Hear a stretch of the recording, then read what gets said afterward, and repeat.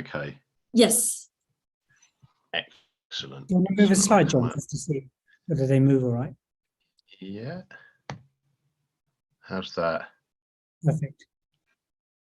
Cool. Oh, I've given a spoiler away.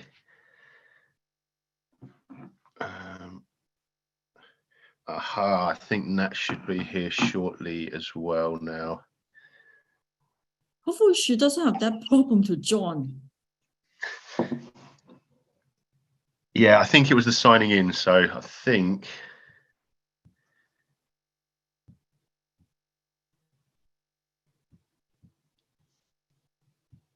But no worries, people are still joining in the last minute.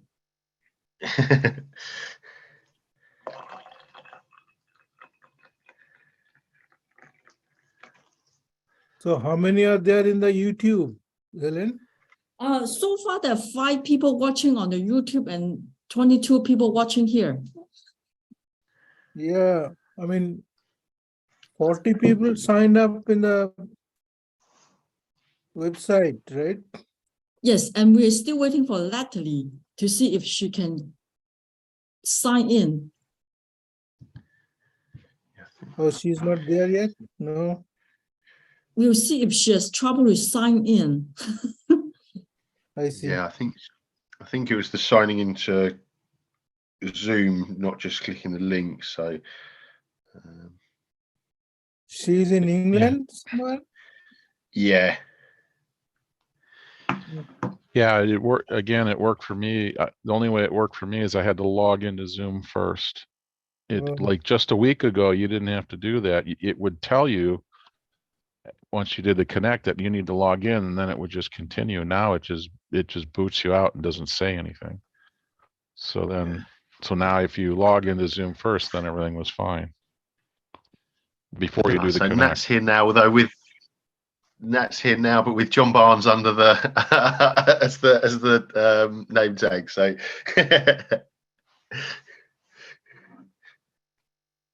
cool. I think this is Natalie, but just use the name under John. Yeah, Barnes. it's probably because of my link. See, we're still waiting for people. People are joining in the last minute, or they're having trouble to sign in. That's unexpected. Yeah, I mean, I agree with people's experiences. My experience of Zoom today was very different to what it was just last week as well. So I think people just a bit of patience for people to figure it out and come in. But it'd be lovely actually if people can put into the chat where they are, so we can all share where we're from. That'd be wonderful. For sure, I and Deb are from Washington, D.C.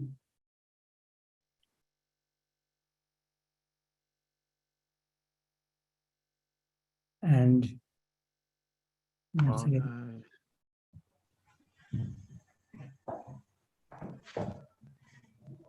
Chicago, Toronto, UK, Austria. Oh, good spread.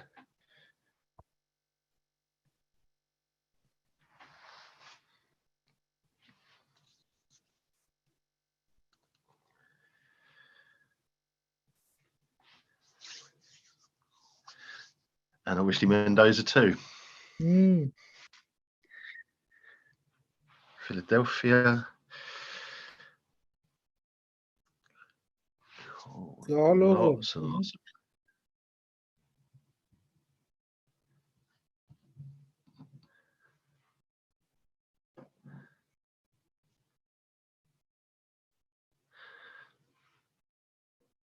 Really showing that quantum is global. Yep. So Helen, if you let us know when you think we're good to go, if you want to wait for more people or quite how you want to.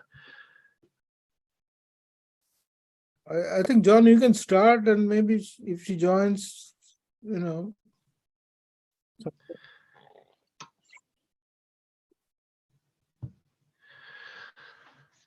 So welcome everyone. It's always a pleasure speaking with the Washington DC Quantum Computing Meetup and all of the people here. And I think one of the really nice things is the audience interaction. So along the way, we encourage people to join in through the chat box. We can invite people to take the mic if they're comfortable to, and really that helps us not just present or run the presentation as we think best suits, but also make it personalized for the individuals, and try and evolve the conversation and make it nice and interactive for everyone. So we like working without a safety net. We like having lots of questions and having to think about things along the way. So you're an important part of the conversation today. So we welcome that interaction. So I'm just gonna start sharing the screen. Has that come up for everyone? Yes, thanks. Great. So the talk today is combining ethics and excellence in quantum work, of course, with entangled positions. So there's 3 of us here today hosting the talk. So my name's John Barnes. I founded Entangled Positions to exactly what it says on the tin, to combine excellence in recruitment, but also a strong ethical and responsible outlook to what we do. It's important that within quantum, creating a specific recruitment sector for quantum, we have the opportunity to build that from scratch, and actually make it fit for purpose. And we think that's important, an important responsibility. So as I founded Entangled Positions around 2 years ago. Prior to that, I'd been working within recruitment in quantum since 2014. So it feels strange to sort of be approaching a decade recruiting into quantum. But I think that there's an important heartbeat within quantum that needs to be nurtured, and I think that ethics and responsibility underpins the excellence of what we do. So joining me today is Natalie Hills and Rupesh Srivastava. So Nat, if you wanna run through a brief introduction, or Rupesh, whoever would like to go first. Yeah, sure. So I've been working with Entangled Positions since we were founded, really. So the last couple of years, but prior to that, my background was that of, I guess I'd class myself as an entrepreneur. So I had multiple different businesses that I tried, and some that failed, and one that I just kind of let go when I joined Entangled Positions. And then before that, it was corporate London for 13 years in the insurance industry. So I've got a really well-rounded perspective when it comes to how to treat people, and kind of what not to do when it comes to recruitment. And also I've got quite a strong background when it comes to personal development as well. So really that kind of human-centered approach to everything that I do, and that's one of the things that I love about Entangled Positions, is that we are human-centered, and it's kind of, putting that human back into human resourcing.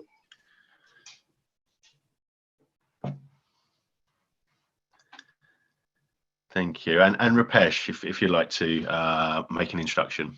Thanks, John. So my name is Rupesh Srivastava. I have a strong background in physics, a PhD in physics. I've spent 20 years in high-tech software startups. So I'm really passionate about innovation, about new ideas and changing the world. I've been in the quantum sector, if you will, since 2016, where as part of the UK national programme, working with the quantum computing hubs based at Oxford University to create the quantum computing ecosystem from scratch. And I've been with Entangle for almost a year now, I think. And so one of the things I'm passionate about is not just spreading the awareness and the readiness of quantum technologies as a whole, but the people aspect. So in the workforce, in the skills for the modern 21st century workforce. And can quantum change that? That's from the from the traditional sectors. Is the quantum industry just simply going to copy and paste the culture and mindsets, or do something different and bold? And that's what I'm particularly interested in. I'm delighted to be here. Thank you, Rubes. So if we, as we move forward, as I say, you know, we do encourage audience interaction. The theme of today is we're going to be talking about some overriding aspects of what's happening, having a little bit of a deeper look, and then breaking for an open conversation before moving on and sort of repeating those cycles. So once again, welcome to today's talk, and here we go. So the themes we're going to, or broad themes we're going to focus on today, is to start off looking at the past and the present, and try to see what we can do towards extrapolating what the future may hold. Look at the drivers and evolution within the workforce, and specifically quantum workforce sectors. Also look at the biological systems aspect, because people are biological systems. You know, they're not binary entities, and this is something that's often overlooked. And kind of alluding to what Rupesh said, you know, what thinking classically in a quantum world looks like, what the effects are, and explore these themes in a bit more detail. So looking at things, you know, if we go back to you know, kind of the earliest humans, if you like, right the way up to today, work is driven by technology, and that could be you know, ancient humans inventing a spear or fire, anything that gave them a particular advantage. This was really important for how successful people were, and this is something that is as true today. It's much more layered and nuanced, so it may be harder to see in such obvious terms, but it is certainly the case, and quantum is sort of front and center within that. So one of the things that history teaches us is that technology often evolves more quickly than the skills people have. Now, you could reference the invention of the spinning jenny, for example, in the Industrial Revolution, and the challenges that made to the Luddites, what their reaction was.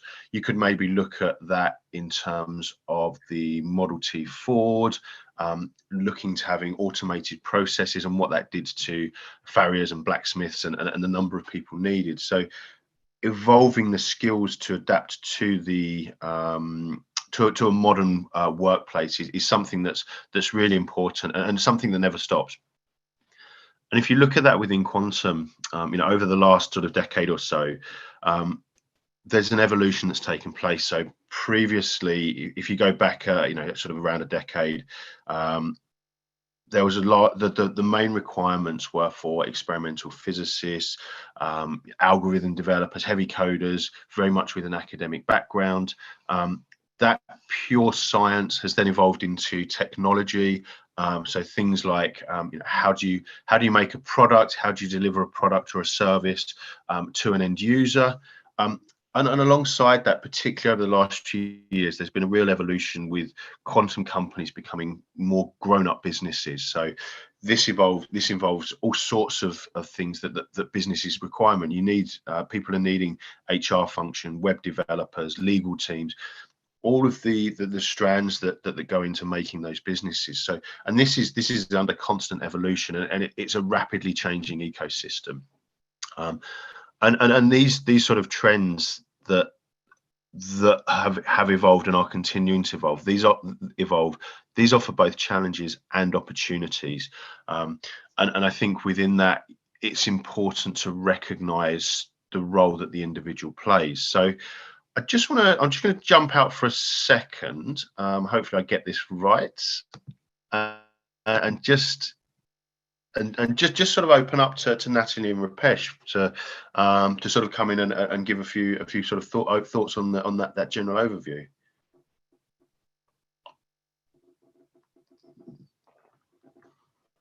Yeah, so I'll go first. So as you were talking, John, it's very interesting because sort of being a veteran of the quantum industry, starting before it started, and walking those really hard miles of trying to stitch together an ecosystem where you have, because it's predominantly academic led, but government wants to see the fruits of science into wider society. And that includes products and services, but it also means jobs. And when you start talking about jobs, you now have to refer to skills, what skills are needed. And the industry is pretty nascent. It's moving more rapidly now. So you're moving from, we need PhD physicists who understand quantum mechanics to engineers who know how to make products. We need competent programmers who may not have quantum, but that doesn't matter because we've got lots of quantum people. And as investment pours in, the whole mindset changes because now you've got to deliver something, whether it's a quantum computer, whether it's a communication link, whether it's a quantum memory, whatever it is that you're trying to do. There's a whole different focus. But I want to rewind this conversation before we get too far down that road, because it's remembering where we came from. And I think that we've forgotten or take it for granted. And that includes decades, 100 years of science to try to unravel the principles of what we call quantum mechanics today, our understandings today. Things that just remain not obvious. We don't really have a grip on how the universe works. It continually surprises us. And here's the thing, once you've got a bunch of entangled resources, what can you do with it? And you look at the industry today, and the industry today is trying to answer that question. So we can make a new type of computer. We can make a new type of sensor, new type of communication links, and so on, improvements to imaging. But that's really, trying to answer that question is really exciting because it opens everything up. And then when you try to then say, okay, well, what is technology for? As John said, I believe technology is not there to wipe out humanity, even though that seems to be one trend. Technology is there to benefit humanity. It's to expand humanity, to expand our understanding of the universe, to create new things that never existed before. So we live in a sustainable way, we live in a peaceful way together. We value ourselves and each other, rather than just blowing ourselves up. It seems to be spreading. And quantum for me, when I started, was this hope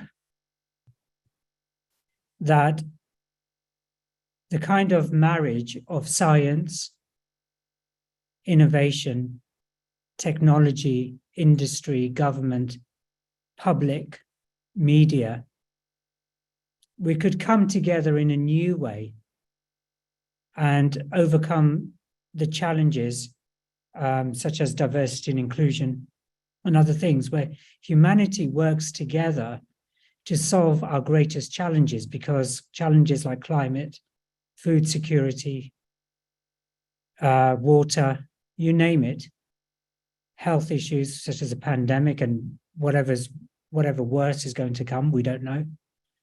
And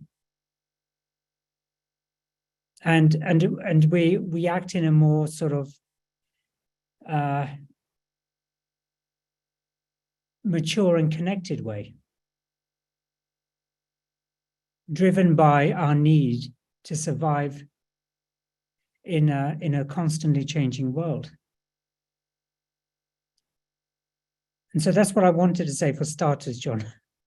I'll stop there. Quite the opening gambit. And now I'd love to hear your thoughts on the sort of the slides and what Rupesh has mentioned as well.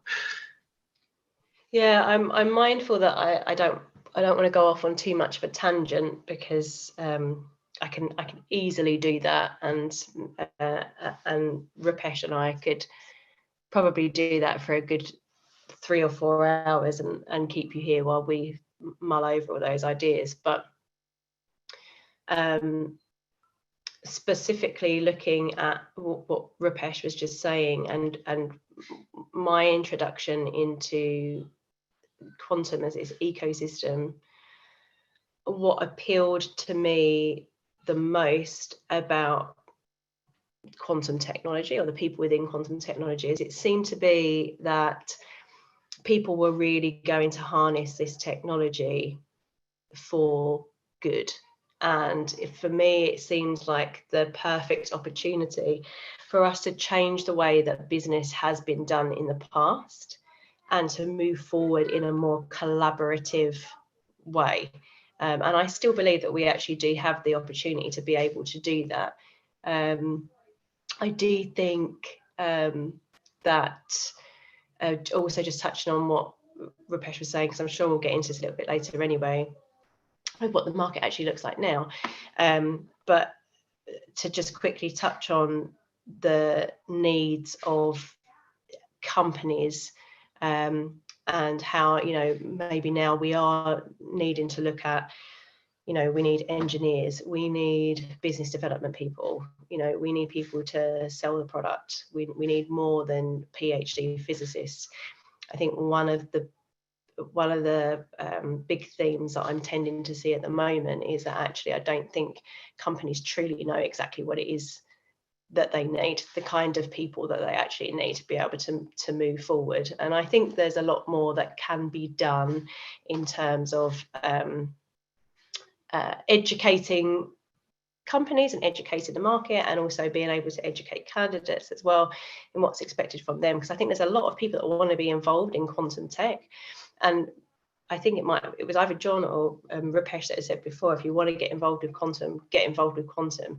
Actually, it's not that easy to do that. For somebody like us, it's easy because we want to get involved in quantum, and therefore we're a recruitment company. We've got a service that people need, and you do need it. It is not possible for you to just, as a company, go and do this on your own at a time when we're all startups and we're all, you know, trying to get the ball rolling. We want people that are experienced in what it is that they do, doing what it is that they do best. But yeah, there's a lot of education that needs to happen. It is not that easy for people to get involved in quantum, because I think that there's still goalposts that need to be moved to enable these other people to come in that do have the skills, that can actually work within these companies, but the companies need to kind of take a little bit of time to do some training, rather than be looking for, I have to have this person with this specific background to come in. But these are all things that I'm sure we'll touch on as we go further into the conversation, and I don't want to go off on a huge tangent, because the slides happened and then Rupesh happened. I can't even remember what's on the slide. So I can only tell you from my perspective what the draw for me when I came into quantum was, this, you know, overarching theme of, we're going to be able to do things differently. What's problematic now is that we're probably starting to do business in the way that it's been done before. And so we've got the opportunity to kind of change that trajectory and move back to our roots. And I'll leave it there, because otherwise I'll go off on a tangent about other things. Thank you both. So I'll just come back onto the slides. So can everyone see that? No, hold on. Slides yet. Bear with me. This is why I recruit technologists. I'm so bad at it myself. I need to find the people that can do it.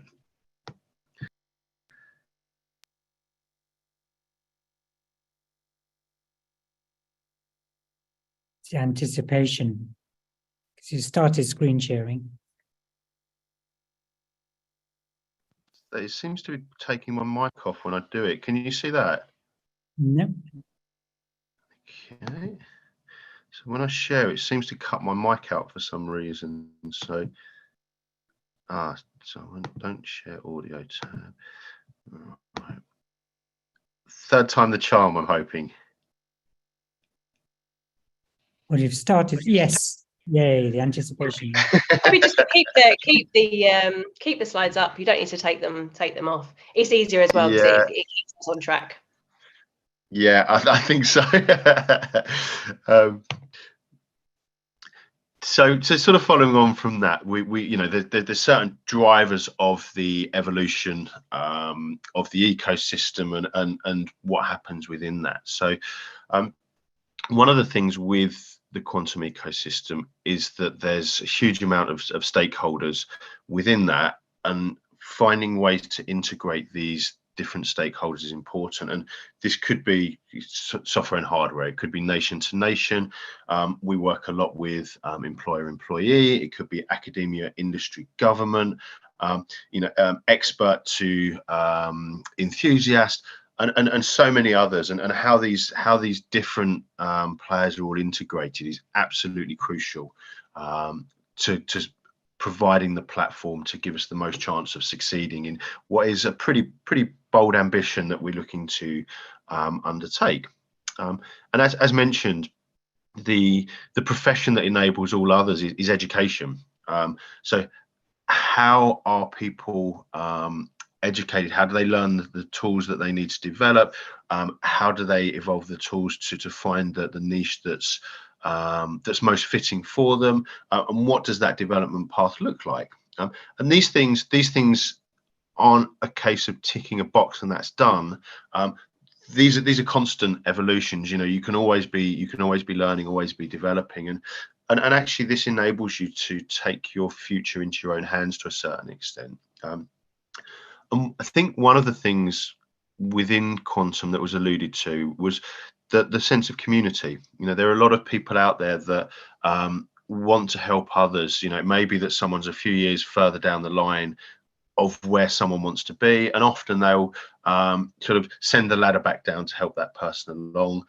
There's lots of communities around certain skills. There's lots of communities around certain attributes or personality traits within quantum, and lots of people sharing a lot of things. So that's something I think that people can really use to help them develop.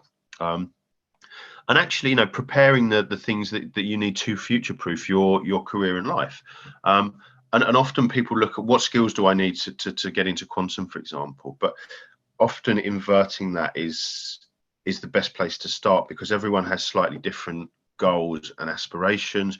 So it's about preparing for the things that you want to evolve into, and that's often overlooked. And I think that's a key cornerstone. And if we take the industry more widely, you know, how these things play out for commercialization, because over the years there's been a lot of investment into quantum, but the world we live in suggests that for most actually developing a product or a service that goes to an end user is going to be fundamental to the success of a business. So this is also something that more and more is becoming important within the ecosystem, and is something that can help guide what future proofing looks like and how to be prepared. So I'm just going to jump back on the screen. Hopefully the screen still shares. Is that still sharing the slides? Yeah. Excellent. So Nat, did you want to go first this time? Yeah.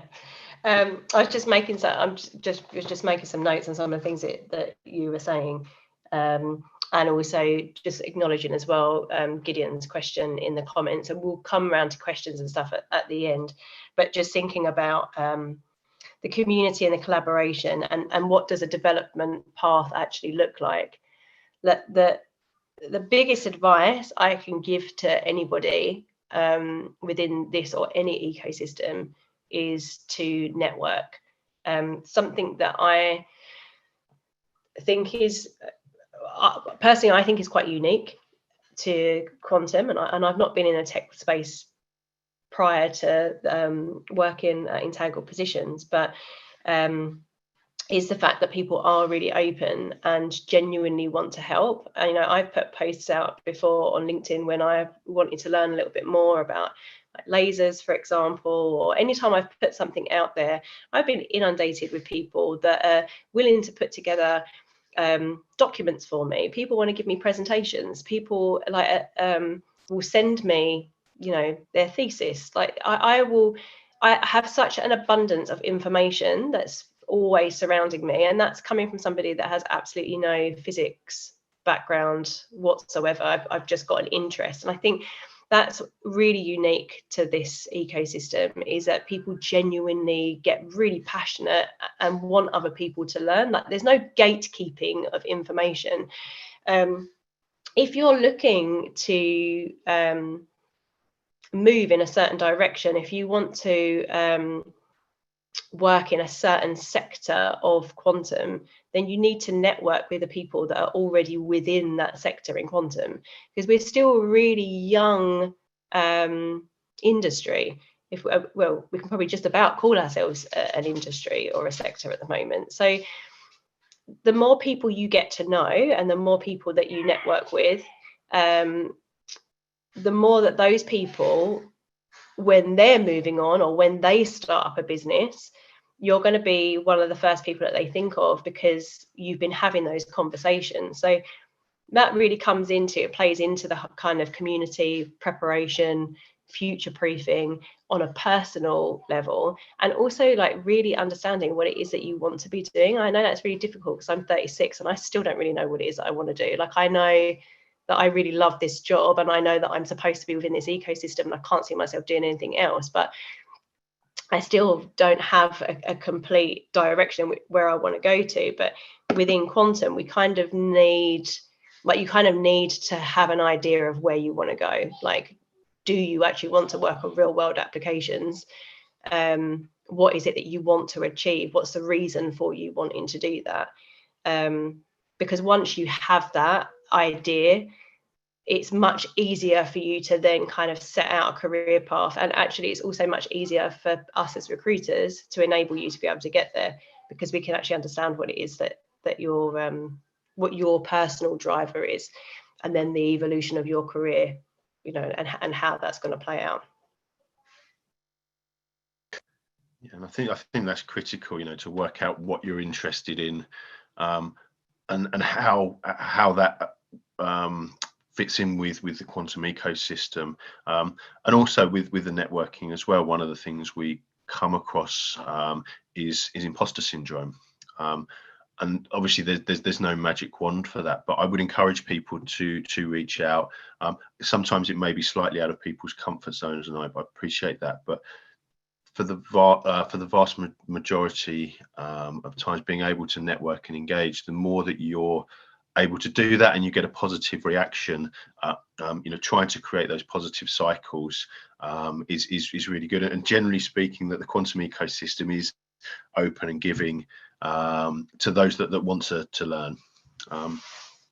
Rupesh, can I just share a very quick success story based on that, actually, before you hand over to Rupesh, so that people actually can see the benefits in moving through kind of imposter syndrome and networking. A candidate that I was working with, I had suggested a particular position to them, and it was something that they had never considered before. They agreed to kind of go through the interview process. They all of a sudden, a door was opened. You know, they saw a different possibility. They got really excited about that particular position. It was something that they never considered they could do. And we reached a stage where they didn't actually feel that they were worthy of actually going through the interview process. And so I had to kind of encourage that candidate that they wouldn't have been there if it wasn't a case that they didn't actually think that they were capable of doing that particular job. Ultimately, when it comes down to it, it's never personal, it's just whether or not you're the best fit. And they really enjoyed the whole process.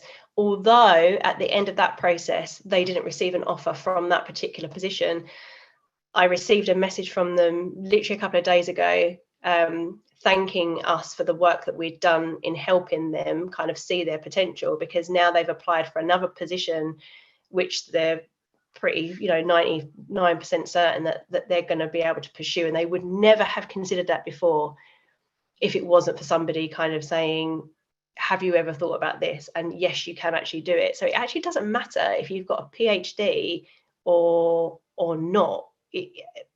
Imposter syndrome and this fear that we're not as good as the people that are surrounding us is there and present for everybody.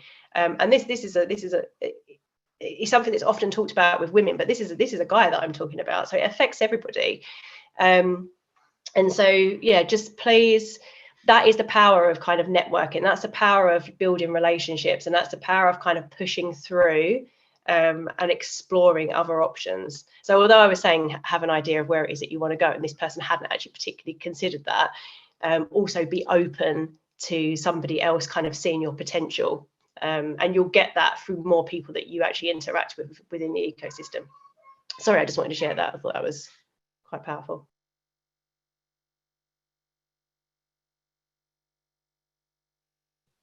Thanks, Nat. So I just want to tag on to the end of that it's really important that we look at skills. Skills include people skills, or human skills as I call them, which are incredibly important. After 20 years in startups, I've been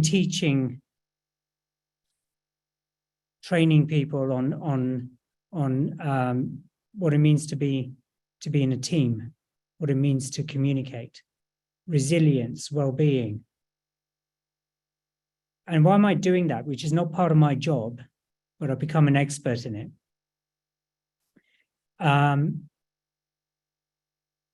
Because when you're part of a company, when you're part of a startup, it's all about delighting the customer. It's securing your first customer, which is incredibly hard. But once you do that, it's about delighting your customer. Now, if you've got an unhappy environment, unhappy team, poorly thought out strategies, poor processes in place, you're not going to delight anyone. So it's incredibly important to, as leaders, the job of leaders, as far as I'm concerned, is to help grow people. Enable them to expand, enable them to contribute, discover things in them that they didn't know they had. So I just wanted to say that. And my next sentence was, quantum is global. And as a global quantum ecosystem expert, I'm interested in what everyone is doing, from nation states to quantum strategies, investments, what companies are doing, where is the workforce coming from, how they're being educated, because they can come from anywhere. So when you start looking into all of this, and I've explored it through One Quantum and the opportunities that gave to see what was happening in, for example, Latin America, or Africa, Asia. I'm very familiar with the States and Europe. You see the inequality. You see the barriers that people have just to get somewhere. And this could be trying to program a quantum computer on your phone because you can't afford a laptop, for instance. learning through a book and trying to program something without ever being able to program on a real device. Because your school doesn't have it. Your school doesn't even have a computer. Or it broke and they can't afford to fix it.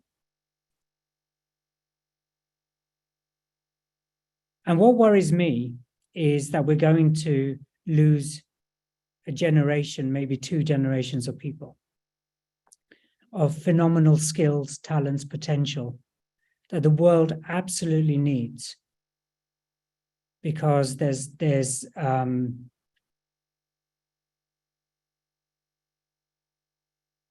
we're not caring enough, we're not sharing enough, we're not understanding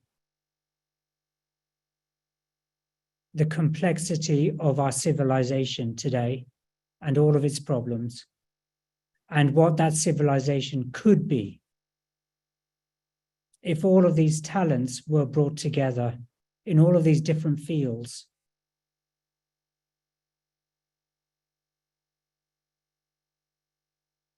So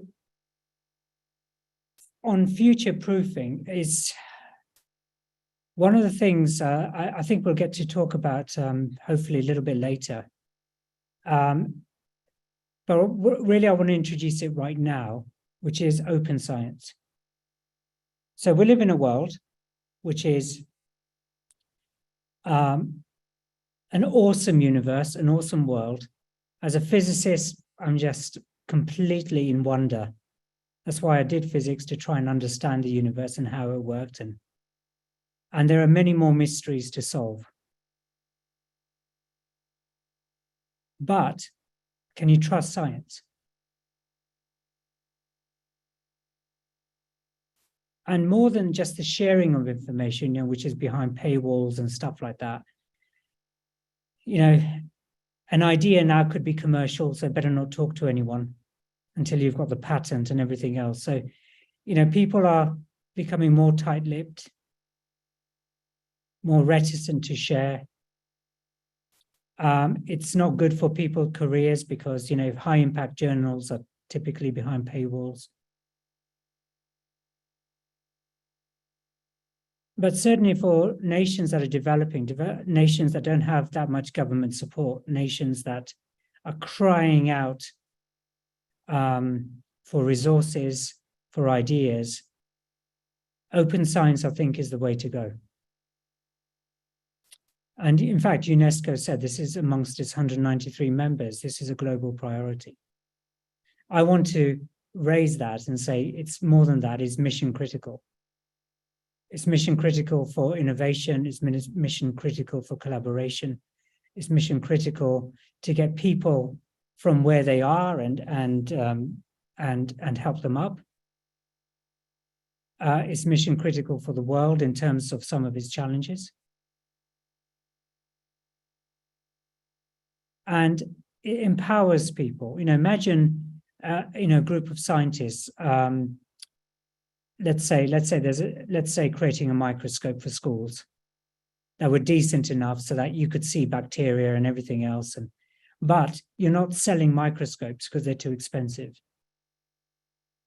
Imagine the school and an infrastructure where the school had access to, say, a 3D printer and a little bit of funding, and they were able to download the blueprints, multilingual manuals. That's really important, the multilingual part. The software, if it was software driven, they could buy all the bits, the lenses and so on. What a wonderful project to actually assemble it together, to use it and to capture what you do. Really hands-on practical science with engineering, multidisciplinary, and it's something the world, others can share. Somebody, a group can create it in Asia or Europe. Somebody can reproduce it in Latin America, for instance. I think it's wonderful. And there's nothing stopping you from commercializing. Look at the software world, look at Linux.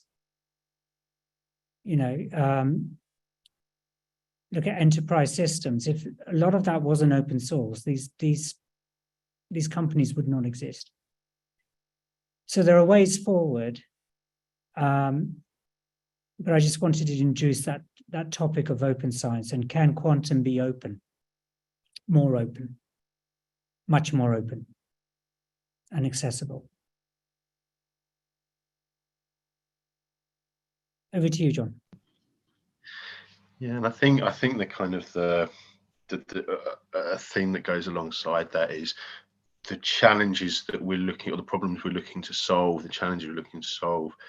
They're big challenges. They need as many bright, energetic, enthusiastic, brilliant minds to come together, and being able to harness them is critical to giving the best chance of success. So I'm looking at some of the questions in the chat. So I'm keen to explore these further, but I think that a lot of these themes are going to be coming back into play. So I'm going to jump back onto the next slide for now. So as I mentioned at the start, we've got the biological systems aspect. So within quantum, a lot of conversations revolve around physics. Obviously, there is quantum biology, quantum chemistry as well. But often the human behind that is overlooked, or the thought processes of humans behind that is overlooked. And there is a huge variety of complexities with any individual person, and particularly if we bring that back to the workforce aspect, where you work and what your job is, where your location is a huge part of people's lives. No two people are the same. There's a whole myriad of differences, and this variation of complexities, from the most complex decision-making process that we know of, the human brain, these are things that are fundamental parts of any workforce, and these things you can't just put them into a tick box and a binary system. You have to look at the individual. You have to look at their desires, aspirations, capabilities, and so many other factors that come into play. And there's kind of a bit of a saying in recruitment that we have the only product that can say no to being sold. Now, that's putting quite a fine point on it, but actually it just shows that the individual is in control of that process. So when it comes to looking at what your role is, whether you're changing world, you're the person in command of that. Now, obviously, it's a two-way process. There are selection processes and things like that, but you have a fundamental input into that, and it's important to recognise that. And actually, I think within the workforce, the more the focus can be on the individual, the more that not just the individual gets out of it, but also the organisation. If you've got a happy, motivated workforce, you're going to get better results from it. And not just that, you will also often see results you didn't expect. And these are things that I've gained over sort of 20 years working in recruitment of seeing it firsthand. But it's often something that may not be shared, or as people may not be as aware of that as perhaps they could be. So I think that focus on the individual, whether you're the employer or the employee, is really important, and I think something that can be heavily focused on to find the right fit, and also for consistent development as well. So so I'm just gonna jump back to Rupesh on that. Who would like to take this one first? I think the slides are still up, yeah? Yes, they are. Okay, I'll go first this time, and Nat can go next on the other next time. So no, you're absolutely right, and this is I think the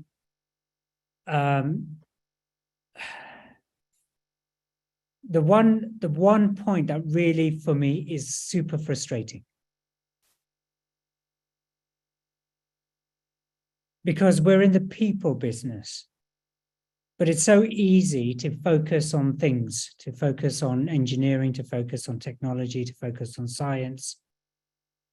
And those are the bits of the iceberg we can see. And all the rest of it, which just seems to be unimportant to some people, or a lot of people, is that you're dealing with human beings. So I've for the technology companies I worked for, I was always part of the hiring process,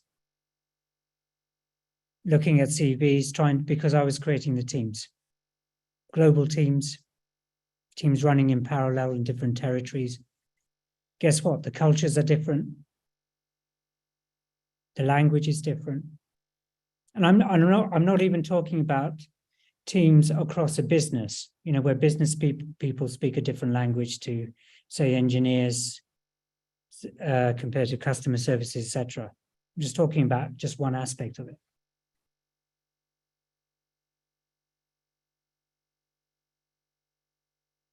But I'm super clear, in the startups I worked in or created, or helped to create,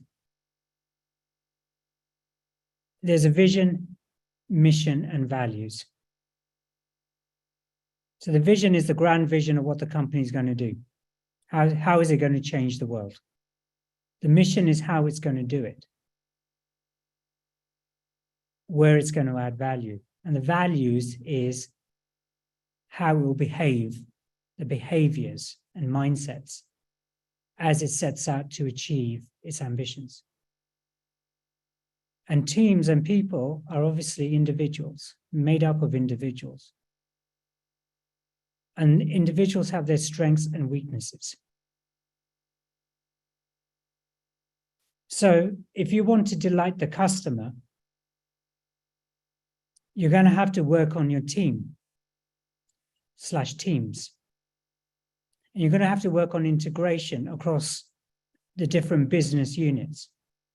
Otherwise, typically, classically, you end up with them and us. And you have this fractured ecosystem within the company. And I want you to think about this. The simplest way to think about this is if you visited a really beautiful garden. Well, it didn't get that way by accident. You have people constantly maintaining, walking it, weeding, planting, watering, fertilizing. And if you don't have someone doing that, which is horizontally across the company, maintaining that excellence and maintaining the skills and maintaining the motivation, maintaining the culture, the values, irrespective of the technology, irrespective of the application area, irrespective of the processes that you have, you're in trouble. And what disappoints me is certainly over the last 25 years, not a lot of people can see that or understand it. I might as well come from a different planet when I start talking about these things. But I come from the startup world, where without team, without communication, without respect, without human values, without dedication, without strong processes, without focus on the customer, startups become shutdowns. They don't work.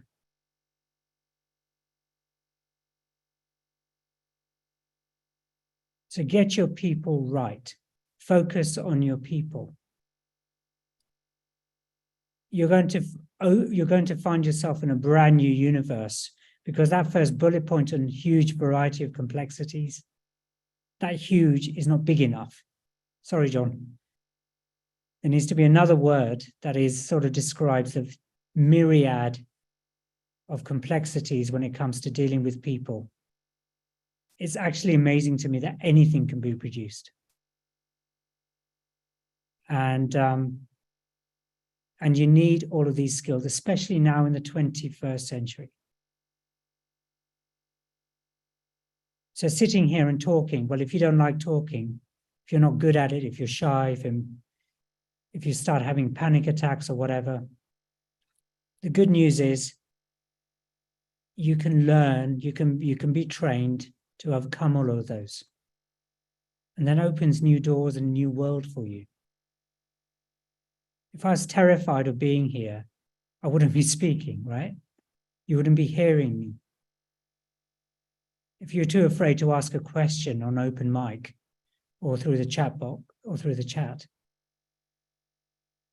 other people who may be thinking the same thing or wanting to ask the same question won't get any helpful answers. So we have to overcome our limitations. We have to grow in different ways. It is challenging, but the benefits are amazing if you can do it. Over to you now. Sorry, I'd just seen a question in the chat, and I was just looking something up to give a good answer to that. So that took me a little while to come back into it, and I'll come to that in a second. But speaking specifically to companies, and just to tag on to the end of what Rupesh was saying about getting your people right. One of the things that we hear all the time is that there's a talent shortage, or now we hear like there's a skills shortage, which will lead quite nicely onto this question that someone asked on YouTube. But actually, being on the other side of things, I don't see that there's a talent or a skills shortage. I see that there's just like a problem in communication. And going back to what I said right at the very beginning, it's like companies don't always know exactly what it is that they want, or they say that they're looking for one thing, but actually they want another thing. So it's really important to also understand what it is that the people that you're bringing on board want and what they need.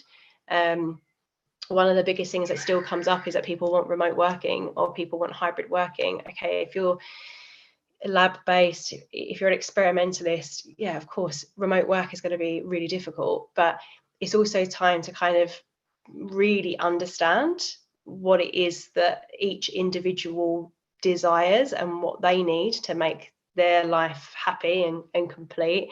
And then exactly what John was saying earlier as well is that when you do get these things right, or John or Rupesh, it's one of you might have both said it, when you do get these things right, you have a happy workforce, and then people are more inclined to go over and above what it is that they're being asked to do, because it's not just about how exciting it is to be in this ecosystem. It's not just about how exciting it is to work on your technology.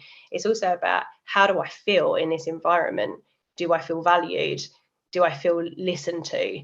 And so I completely agree. Like, I don't know how anything gets done, because people surprise you all the time.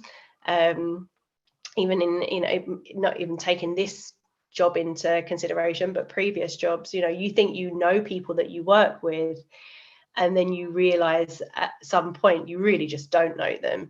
So it's really, really, really important to understand what it is that your future employees or your current employees actually need and want, and what drives them, and to be actively invested in that, because that is going to be what makes a difference.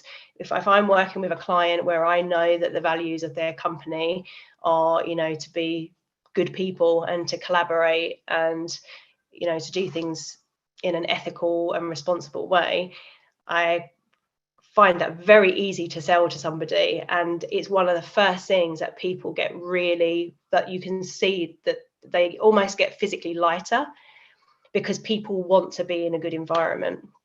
And then just kind of to say about this question, because it was somebody that's on YouTube that commented, which was a challenge that I find with quantum, is that it's difficult to access for outsiders of the field.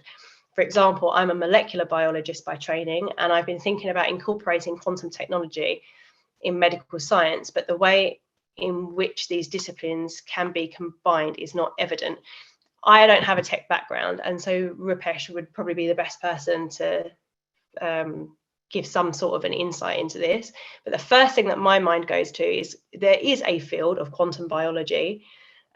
It's very, very, very up and coming, and we don't necessarily see any positions for that, but I'm sure that that's something that you could probably look into. And I was just looking up what a molecular biologist does by training, and so to kind of see where your skills could actually be applied elsewhere. And as I say, like Roops might be the best person to kind of answer this, but just looking at you know, lab equipment, things like that, like if it's a case where you have experience in setting up lab equipment, if you've worked with certain types of lasers, if you know how to put these things together. If, I don't know if in molecular biology, if you're using optics or optical tables, like there could be certain things within your skill set that actually it can be applied to quantum technology companies. We might not be quite there yet in terms of the companies being that flexible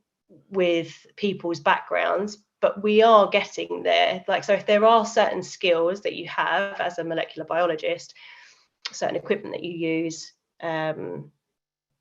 then it can happen. It's just that that's why you kind of need people like us to have the conversation with you, to get to know you, to understand exactly what your background is, to then be able to say, oh, actually, yes, you could do this, or you could do that. But as I say, Rupesh, you probably know much better than what I do as to what their skill sets are. But I just wanted to touch on that because they're not in this chat and the conversation. Yeah, so you're absolutely right. Quantum biology is a field. So here's the thing. Quantum physics, so far, is our best understanding of trying to understand the universe. Remember, that's what we're trying to do. What is this universe? How does it work? And it's amazingly complex. What's happened, so when I was doing my PhD, which is quite a few years ago, I was using an instrument which was a much more complicated form of the Michelson interferometer. And I went back to the journals of the 1890s to see what Michelson had written in these journals about it. So I was so interested in, I wanted to know what he thought when he was creating or developing this instrument. And what was very interesting for me was that all the physics journals, PhysRev, etc., just vanished, and you just had natural philosophy. And that's what they were all called. And for me, that was an amazing moment, because as I was flicking through the journals, wearing white gloves, to not damage the pages, you had beautiful diagrams of cross sections of flowers and then stellar astrophysics on the next page. And it was this wonderful curiosity of how life worked. So for me, quantum brings that back because it underpins everything. It's happening in everybody's cells right now. It's the basis upon which the universe exists. So of course it's going to be in biological systems. But we live in a siloed, today science is so siloed, we're going deeper and deeper into a silo, and we don't talk to each other. And that's the problem. So people, again, are the problem. It's not the science, it's the way the science is being done. So quantum biology is a thing. I got involved in quantum biology very early on from joining Oxford, where there was a small group of scientists trying to make the argument that quantum's got to be in here somewhere, and they were very much considered a fringe. So of course I was there, because for me they weren't a fringe. It was okay. How do we bring this into the mainstream? So examples include photosynthesis, how the eye sees color. So proteins are very important in biology. But how the eye sees color is a quantum process. How birds navigate may be a quantum process too. It's an important area, but as I said, I've written in the chat, not realizing it was from YouTube. But if you Google quantum biology, just put speech marks around it, then you're going to come up with a whole bunch of resources and links and activities.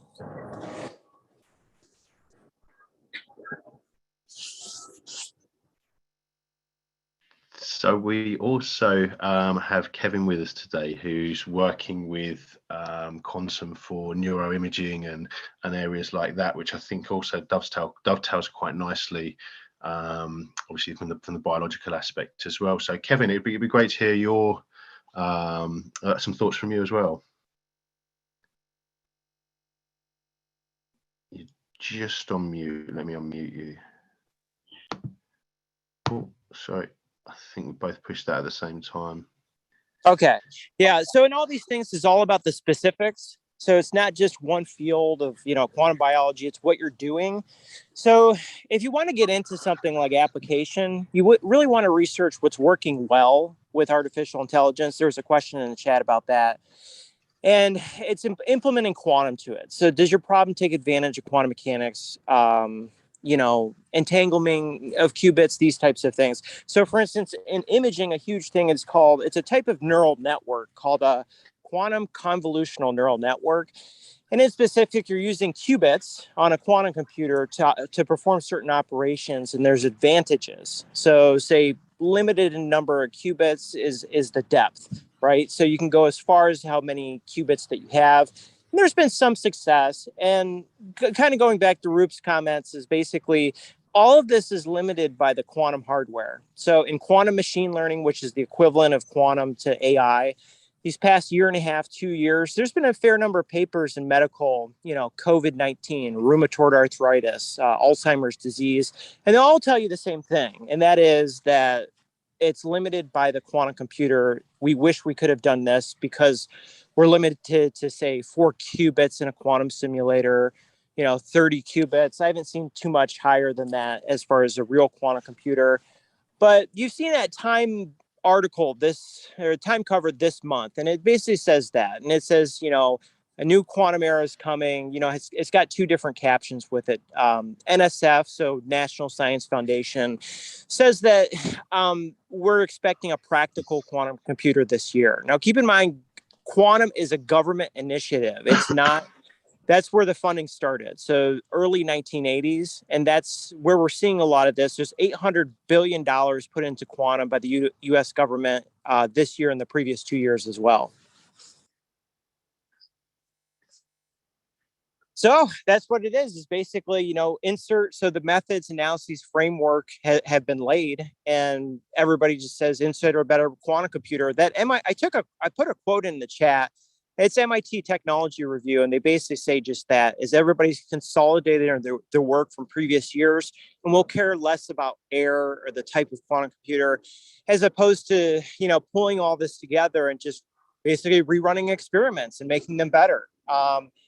Keep in mind, 2 different, if you have a 25 to compare to 26 qubit, program running on a, 32 qubit quantum computer, as far as I know, you have to reprogram all that, but at least that basis is in. And there's been other speakers that have come on that will tell you about error correction and mitigation.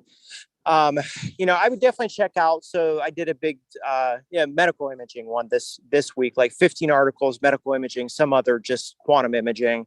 And there's a fair amount of research. It's just, if the new quantum computer wouldn't come this or next year, it'd just be doing the same type of thing over and over again. So that's where the hope lies, is the new hardware.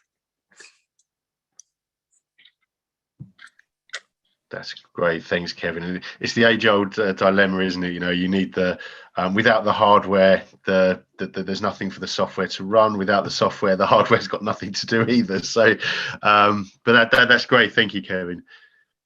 Yeah, you're welcome. So I'm just going to drop back onto the slides now. So again, so kind of evolving the previous sort of conversations about the individual. So thinking classically in a quantum world. So we have to bear in mind people aren't binary. It's not a case of tick this box, this happens. People react differently. That there may be trends and themes. There may be certain drivers and goals that a lot of the majority of people share, but at the heart of it, everyone's individual is an individual, and everyone's made up of different constituent decision-making drivers that are extremely important and can lead to different avenues. So within that, the individual, looking at the individual, an important thing to recognize is what you need and what can you build. And this also can be mirrored when it comes to hiring. So if you're looking to create a team, what are the things that you need as an essential criteria for that person to enter the role, but also what can you do to build that person's skills, and how much timeline, what's your burn rate and things like that. If you're a startup, how much time can you devote to that? These are all decisions, quite complex decisions, both in terms of the individual and the organization. But addressing these things and understanding that, I think, is pivotal to making the right decisions, either for your career or for your organization. And actually, whilst we're, whilst people are effectively quantum systems, a lot of the people, I think the people that are here are motivated by quantum.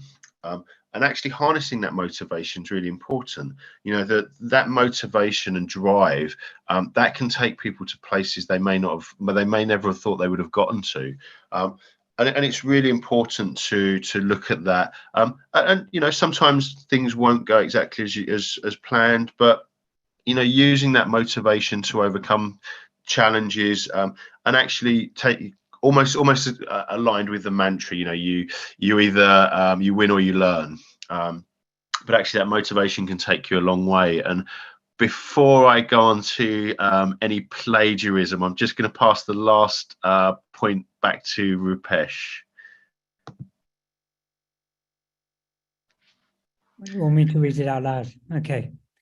So quantum doesn't discriminate, so neither should we.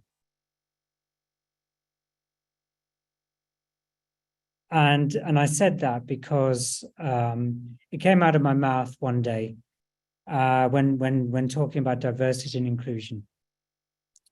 Because the principles, as I said before, we all understand the principles of quantum physics underpin the universe. It doesn't decide, oh, this person's skin color is this, or that person's gender is that, so I'm going to behave differently. It's a ridiculous statement. So why is humanity doing it? And I think that's one of the, coming back to the start of the slides, was one of the founding principles when I joined back in 2016, was that this is an opportunity to do something different, to bring these principles to the fore so that it changes mindsets, attitudes, and behaviors. So back to you, John.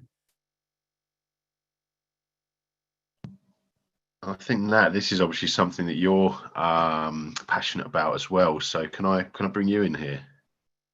You can. I don't have any slides on my screen. I don't know what I did, but it's just black. It's just completely blank. Oh, okay. Has anyone else got a blank screen? Or I'm seeing the blind. slides just fine. Yeah, I think I double clicked on something, and now I don't have it. John said earlier, we recruit into the tech industry, but we're complete technophobes. Did you want me to run over the points? Yeah, go on. Yeah, run over the points. Yes. So there was people aren't binary, understanding drivers and goals, what you need versus what you can build, harnessing motivation, and then Rupesh Srivastava's quote, quantum doesn't discriminate, so neither should we. Yeah, I mean, I think I touched on all of this earlier anyway, but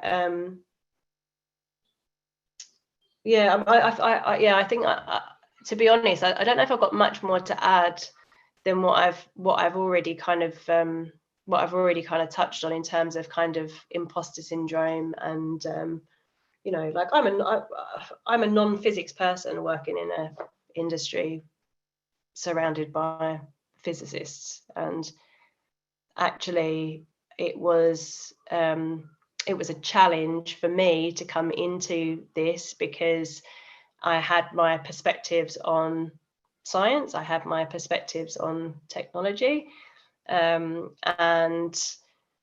it was actually the people, and through watching some of John's podcasts and the people that he was interviewing, Rupesh being one of them, that drew me into this ecosystem. So really just going back to what we were saying before, both me and Rupesh at the beginning, you know, we really have the opportunity to do things differently, and in such a big way as well, not necessarily just on the technology alone, because actually one of the questions I would ask everybody when I came into this and I was just getting to know people was, okay, tell me, like, what can quantum technologies do?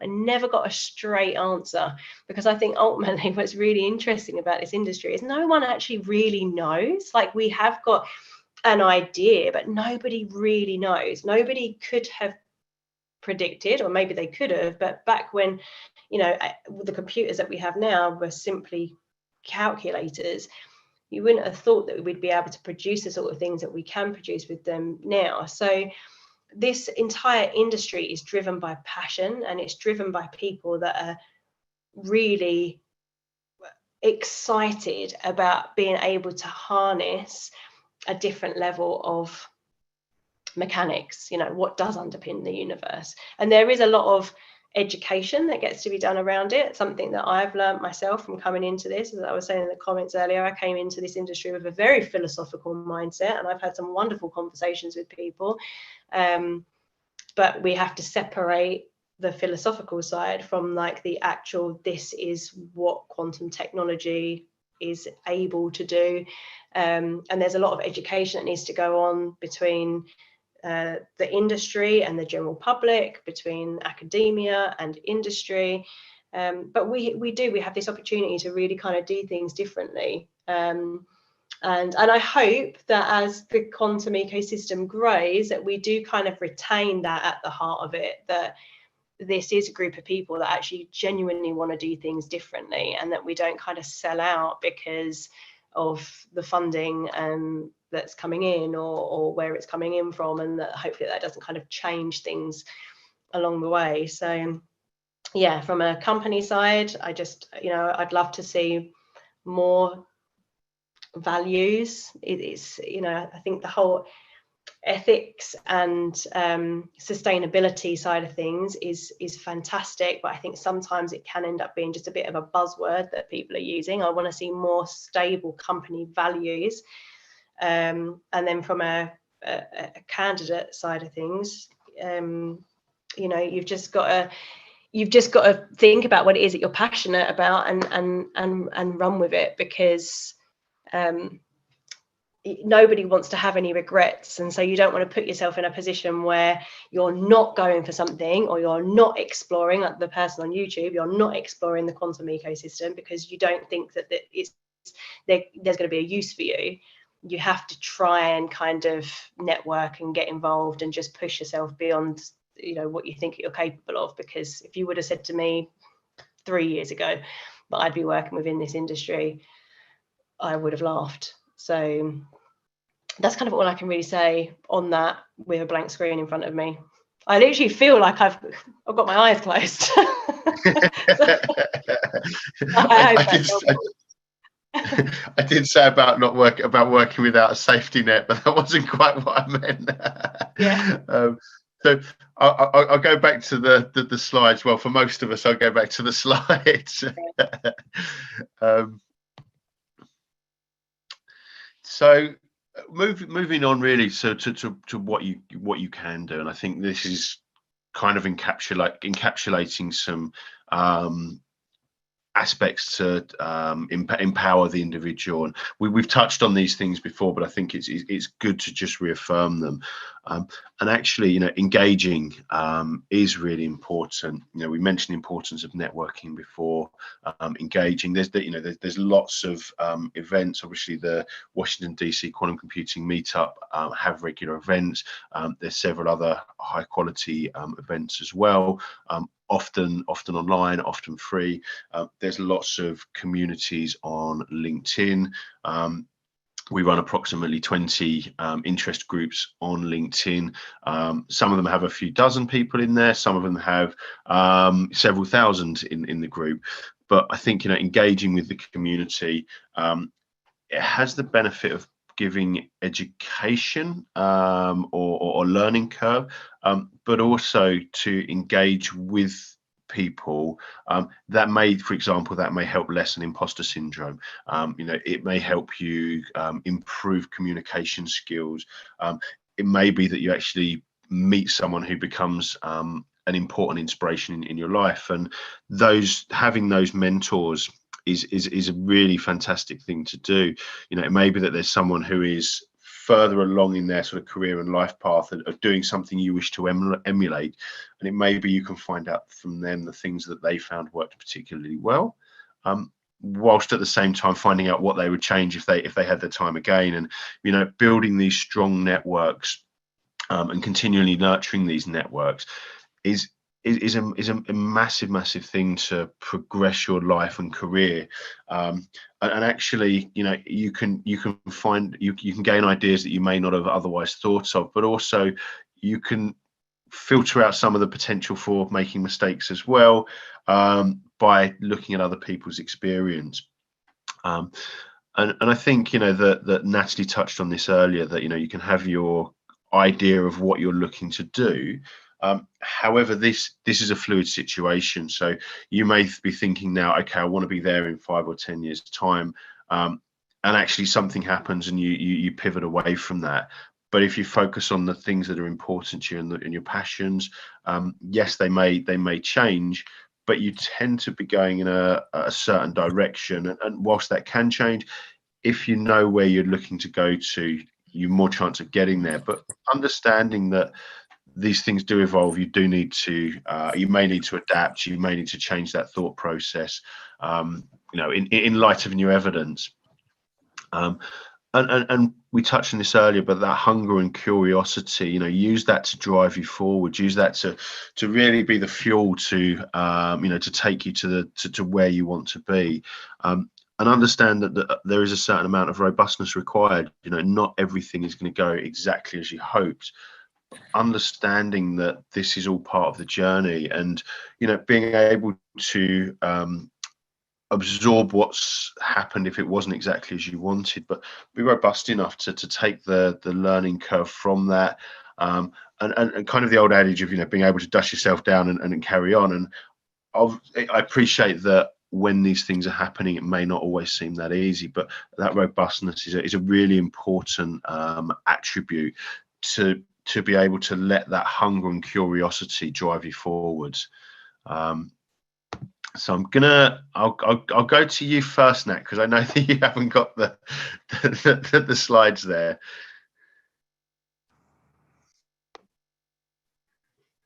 Yeah, I'm completely flying blind. So it's better for Rupesh to comment.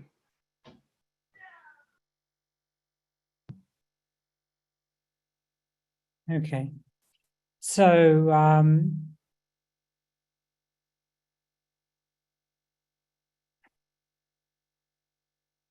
all of these points that John has mentioned is incredibly important. But you have to remember, things are moving and changing all the time. And that's going to speed up. And those are really good signs, but they're also frustrating, because now you've got to keep top of all the changes. So some years ago, it was entangling qubits, writing an algorithm, and just playing about with them. The real know-how, though, is writing shallow algorithms for NISQ devices. that can do something that touches on usefulness. Now, Kevin said earlier that everyone's waiting for the hardware. We're all waiting for the hardware. And I want everyone to sort of understand again, you know, we talked about earlier about knowing where we came from in terms of technology development through the ages. And John gave some historical context. Well, here's another historical context. The time between the first telephone landline call ever, the first mobile phone call ever, was roughly 100 years. Now, I'm a physicist, I'm a mathematician, so roughly 100 years. We'll wave our hands on this. And then approximately 50 years, the first quantum random number generator chip embedded into a mobile phone. So time is taken for quantum 2.0 to go from one type of technology development. It's been roughly 150 years. The phones that we carry in our pockets are more powerful than the ones NASA used to put humanity on the moon. And it's important to understand that because we're in the early days. And if you think back to the early days of computers, especially when assembly language was out and you had and people were playing with bits in memory registers. I hope that means something to some people here. And you were literally manipulating those bits in memory. And then the game was, can you write a program to do something? Could you make it more efficient? What's the shortest possible program you could do that would achieve a certain result? And that led to a lot of research and optimizations and so on. And you're seeing that today. So when I talk about shallow algorithms, I'm talking about algorithms that don't require a lot of qubits to run, because we don't have a lot of qubits. Now, in another 5 years or so, it will be a moot point. Everyone will have moved on. The other thing I want to say about this is the importance of being current also means that the certification or the qualifications are going to change over time. What does a professional quantum computing, for example, qualification look like? What does a quantum engineer look like? So, for example, I saw D-Wave being popped up on the chat and other systems. Let's say systems that use dilution fridges, for example. Well, a quantum engineer could be someone that services those, that knows how to take apart a dilution fridge, remove the quantum processor, upgrade it, reconnect it all, get it up and running. And when you think about that, you're going to think about, in a business context, where you want say a quantum data center, you want it to be up 24/7, 99% reliability. So you're going to have all of these skills to keep it running. Because your customers don't want downtime, don't want a quantum 404 error, or having to wait as we did in certainly in the early days of the IBM experience, sending off your quantum job over the cloud and not knowing whether it received it or not knowing whether it was queued, waiting maybe hours or all night for a response back because North America had woken up and now you're in the back of some queue somewhere. So how we respond is going to change. So the qualifications are going to change. What you need to know is going to change. But it is incredibly important to remember that the skills you need aren't just quantum. You're going to have collaboration skills. You're going to have team skills. You're going to have to be adept at engagement with people like we're doing remotely and in person. Managing a team remotely is completely different to everyone being in the office or in the same building or in the same geographic location. So flexibility is key. But remain connected to what drives you, your hunger and your curiosity. Next year, just in 1 year time, everything will change again. As we reach, hopefully, fingers crossed, we reach that 1,000 qubit threshold for gate-based systems. So algorithms for that, what do they look like? How do you trust you're getting the right answer, which is still the elephant in the room? Nobody wants to answer it. I've been asking that question 6 years. It's just frustrating because of quantum error correction, because of error mitigation, because of all of these things. Nobody wants to talk about the weaknesses of a system. They want to talk about its strengths. All quantum computers are the same. Well, they're not. All quantum tech is the same. No, it isn't.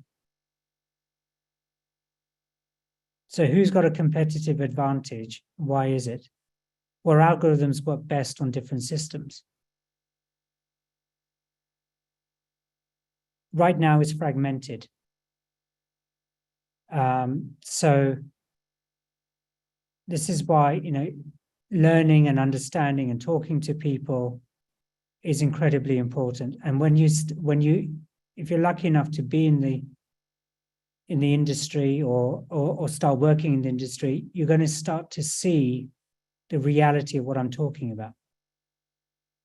And then you'll appreciate it. You'll appreciate why it's a generational thing. But right now, we have a lot of investment, which is positive. But they've got to deliver. They've got to deliver the promises they made to the investors. The investors want to make money on their investments quite naturally. Industry wants to see practical applications. Researchers are working on every aspect of the quantum stack to improve reliability, to optimize algorithms, to get to that place, that tipping point where suddenly things start to become useful. Maybe not in the ways that we want, like doing 100 million polygons in a mesh, for example, to model an aeroplane wing. Maybe not that far. Or here's a new drug, everybody. Or look, we can tailor this medicine to your DNA. Not in those ways, not yet. And those will take hybrid solutions. So we have to talk about hybrid as well, which includes AI, which includes quantum simulations, which we haven't mentioned at all. So simulating quantum systems, as well as quantum computers, as well as neuromorphic computers and whatever else comes along. Because we need solutions to these amazing problems, and more breakthroughs in science are needed. Imagine if we had fusion tech today. Not by 2040 or whatever, prototype 2050, 2070, whatever your estimates are, but today. And you could get energy into parts of the world at really relatively low cost. I mean, there's a huge initial investment, of course, but after that, low cost, and changing people's lives.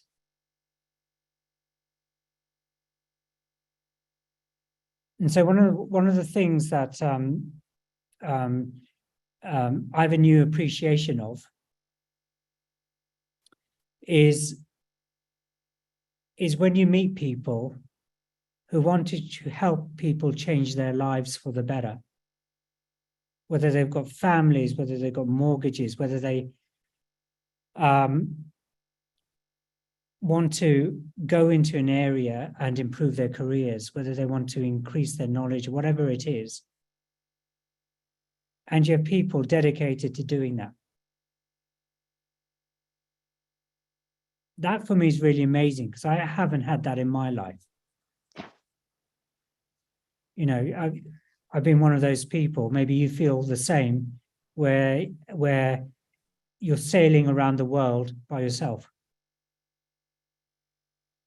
And you wish you had a better map, you wish you had better training, you wish you knew things that you don't know, and that you didn't realize you needed to know. Well, so far, the quantum industry hasn't fully lost its soul. There are people who will help you. But the amount of, as quantum becomes more accessible, the amount of help people need is increasing so much it becomes a full-time job. Just to give advice to anyone. That's why we sort of do these events. Quite helpful just to do it in one hit. But out of all of this list, for those of you who can see the slides, mentoring is key.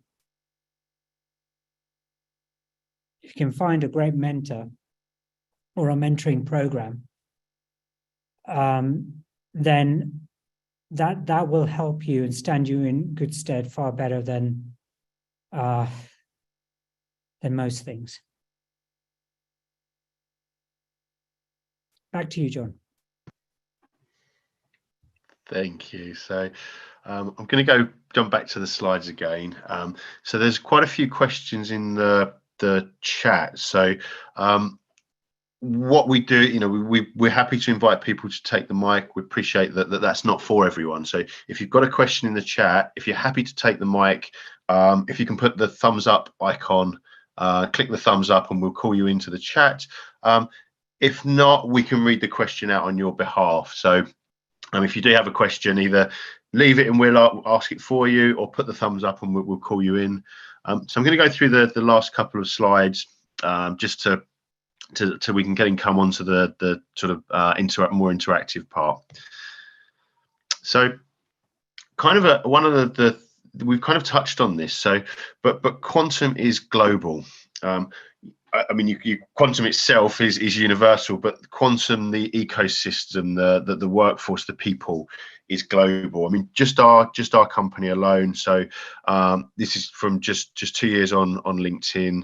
Our followership of over 5,000 people spans over 120 countries, which is 62% of the world's nations. So if you think about that, that's just from a small company of a few individuals, but that really does go to, I think, emphasize just how global quantum is. And you know, you can travel the world or have the world travel to you, and experience so much variety in culture, in cognitive diversity.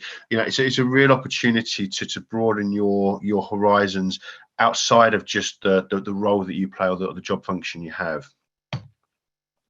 And sort of really the last and most important thing is you as an individual. Understanding what's important to you enables you to then plot your course, and this may change along the way, whether you have a map that you feel is good enough or not.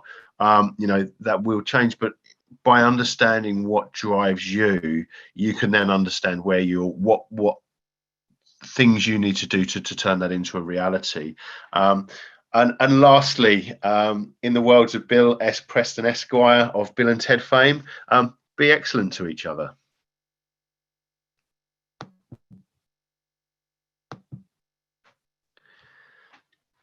So I'm going to go through the questions, try and find some thumbs up from the questions. I'll go through them in chronological order, So we may sort of jump around slightly on that.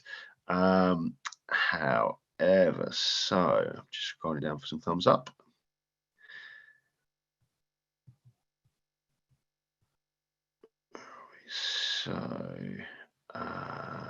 So Kevin, did you want to come back in with your observation about research fields, or that's thumbs up from other people? I apologise. Okay, so I'm not sure these thumbs up are from the posters, so bear with me.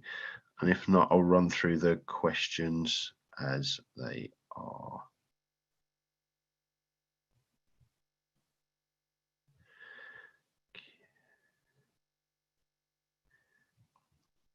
Okay, cool. So I think these are mainly people that were liking the comments. So I should have thought of a different icon rather than the thumbs up, which is quite ubiquitous. So we had the first one, I think, was from Gideon. So let me just find that. Where are we? And it was with regards to transferring from nuclear or atomic to quantum. So yeah, from yeah, so it's actually I'm going from Mark's comment. If anyone has asked a question and wants to come in, there's a hands up function. I think on the chat, where are we looking? There is a hands up function somewhere, and I just can't find it at the moment because I haven't been on Zoom for a while.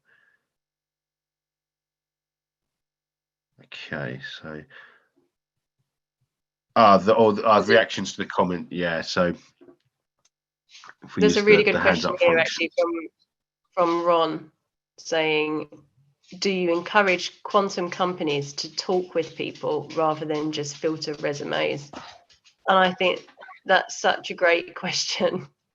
Essentially, that's what we're for as a recruitment company. We talk to people, so we get to actually understand them and what it is that their aspirations are and their background is.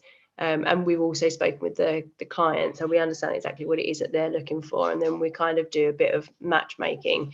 So having somebody that's specializing in recruitment means that it kind of takes that pressure off of companies, and then they can trust that the people that they're getting through to them are the right fit, so that when they're looking at the CV, so that then when they do look at the CV, they can match the background compared to our judgment.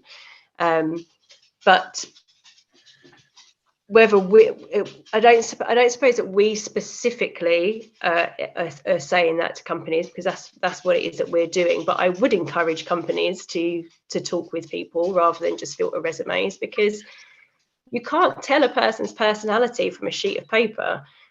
You know, sometimes people aren't that great at putting together resumes. They might not have something on there that they think is appropriate for the vacancy, but it absolutely is appropriate for the vacancy.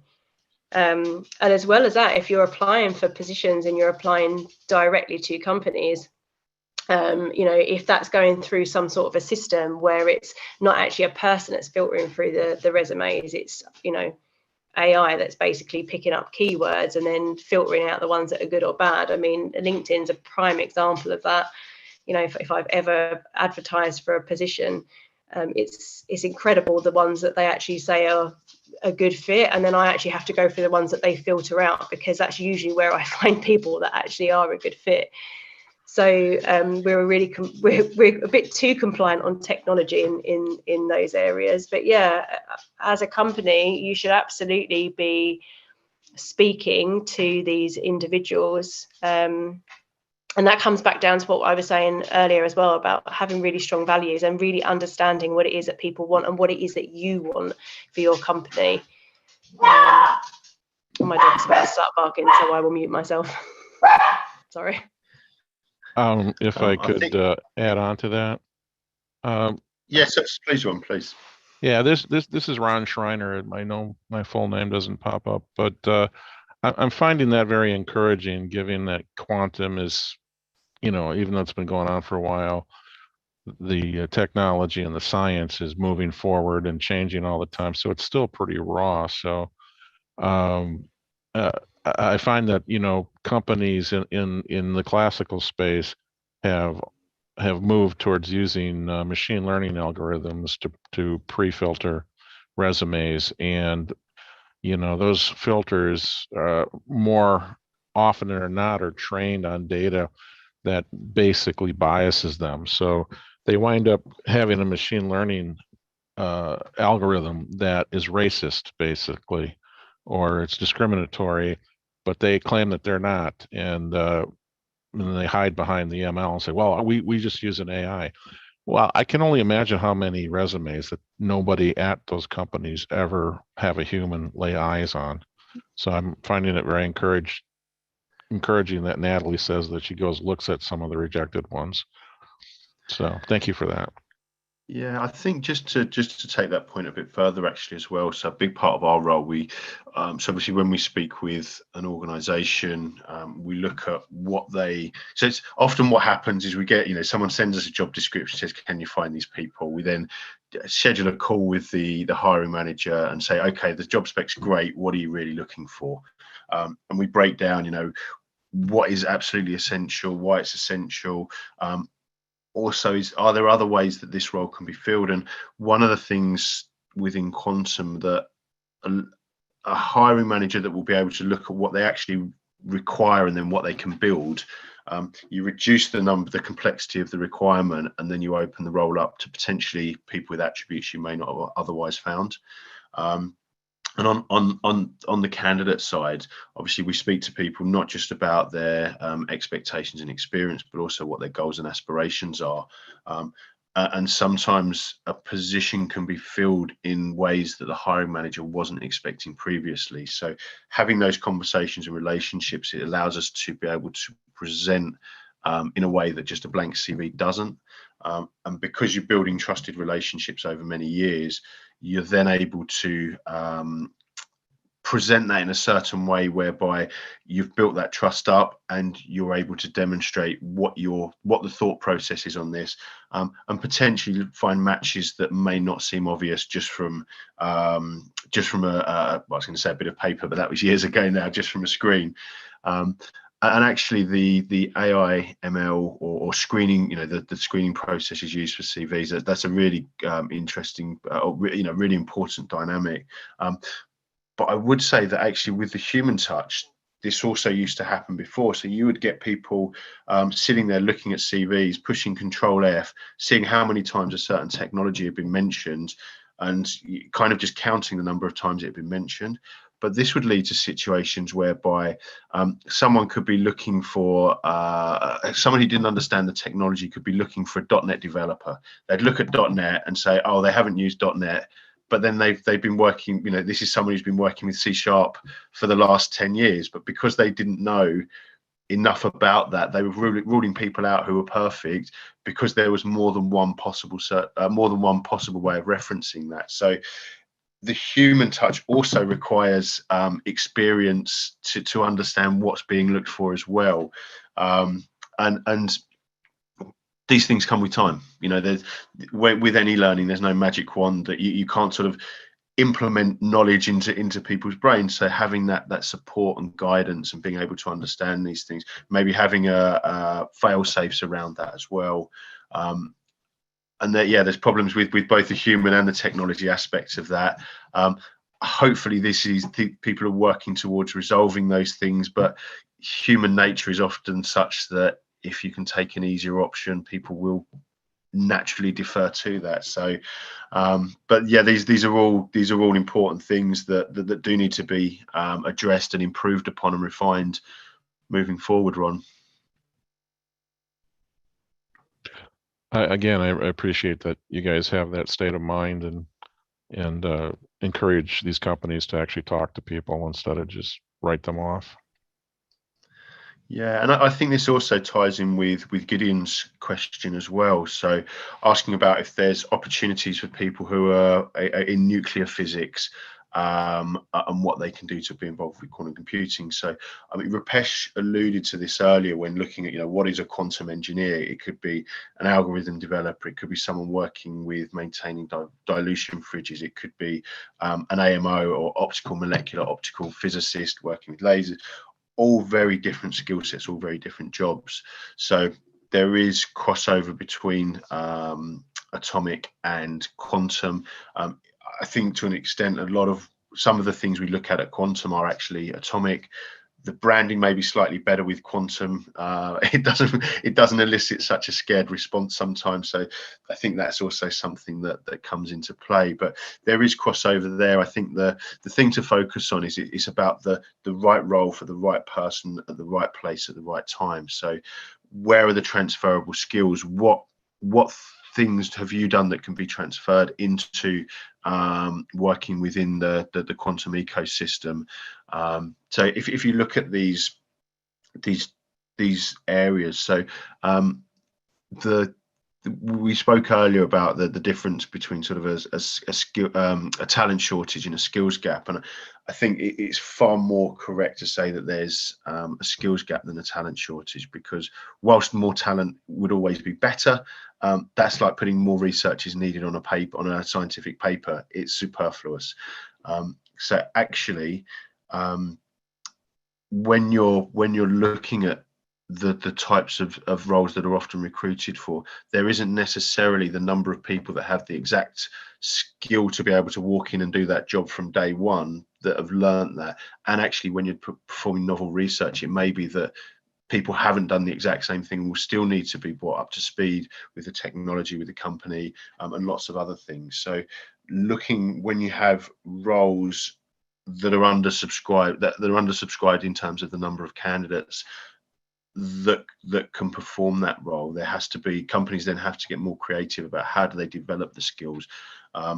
This isn't binary. Hiring managers are human. Some people will say, well, I want this, and this is all I'll accept. They may be disappointed for not being able to hire the right person.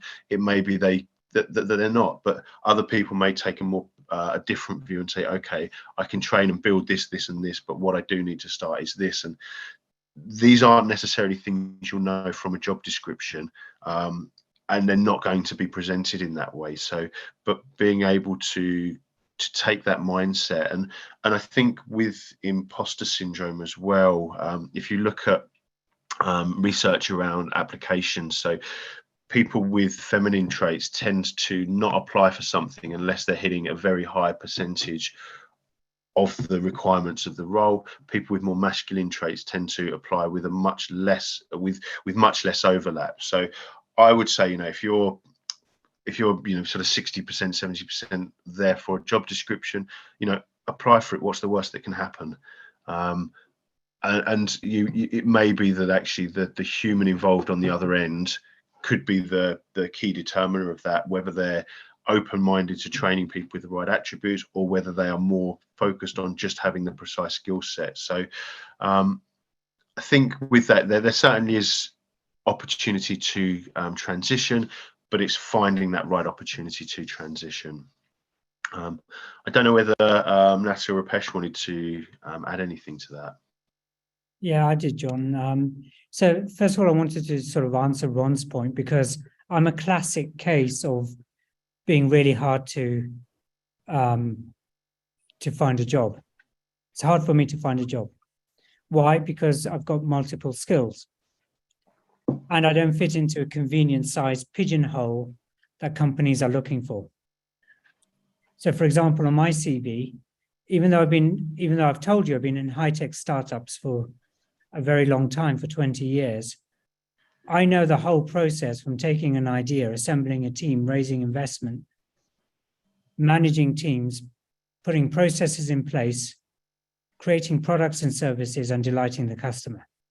I just talk about delighting the customer, because all of the other stuff has to be in place before you can do that.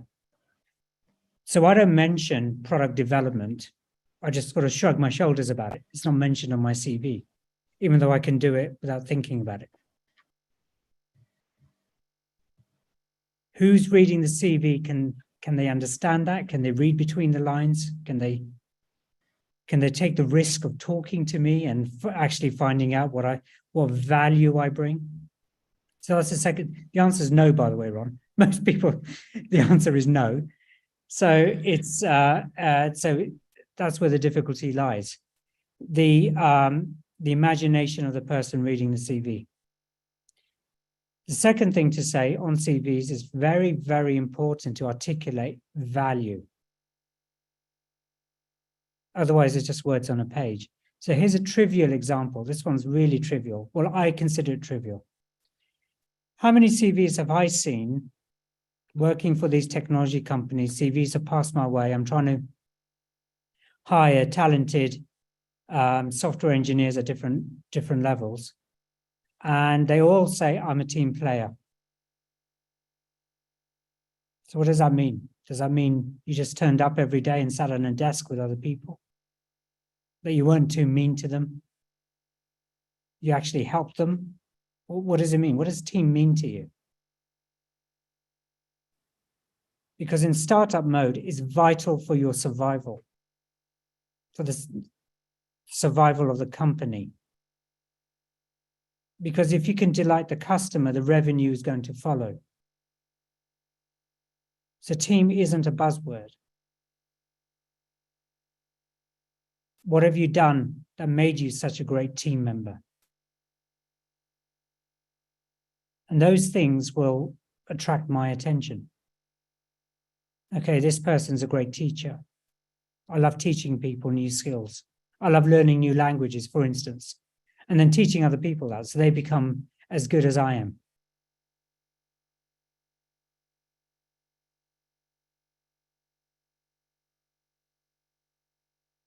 Always articulate value. So what value? So the question for the person in the nuclear industry, what value have you brought?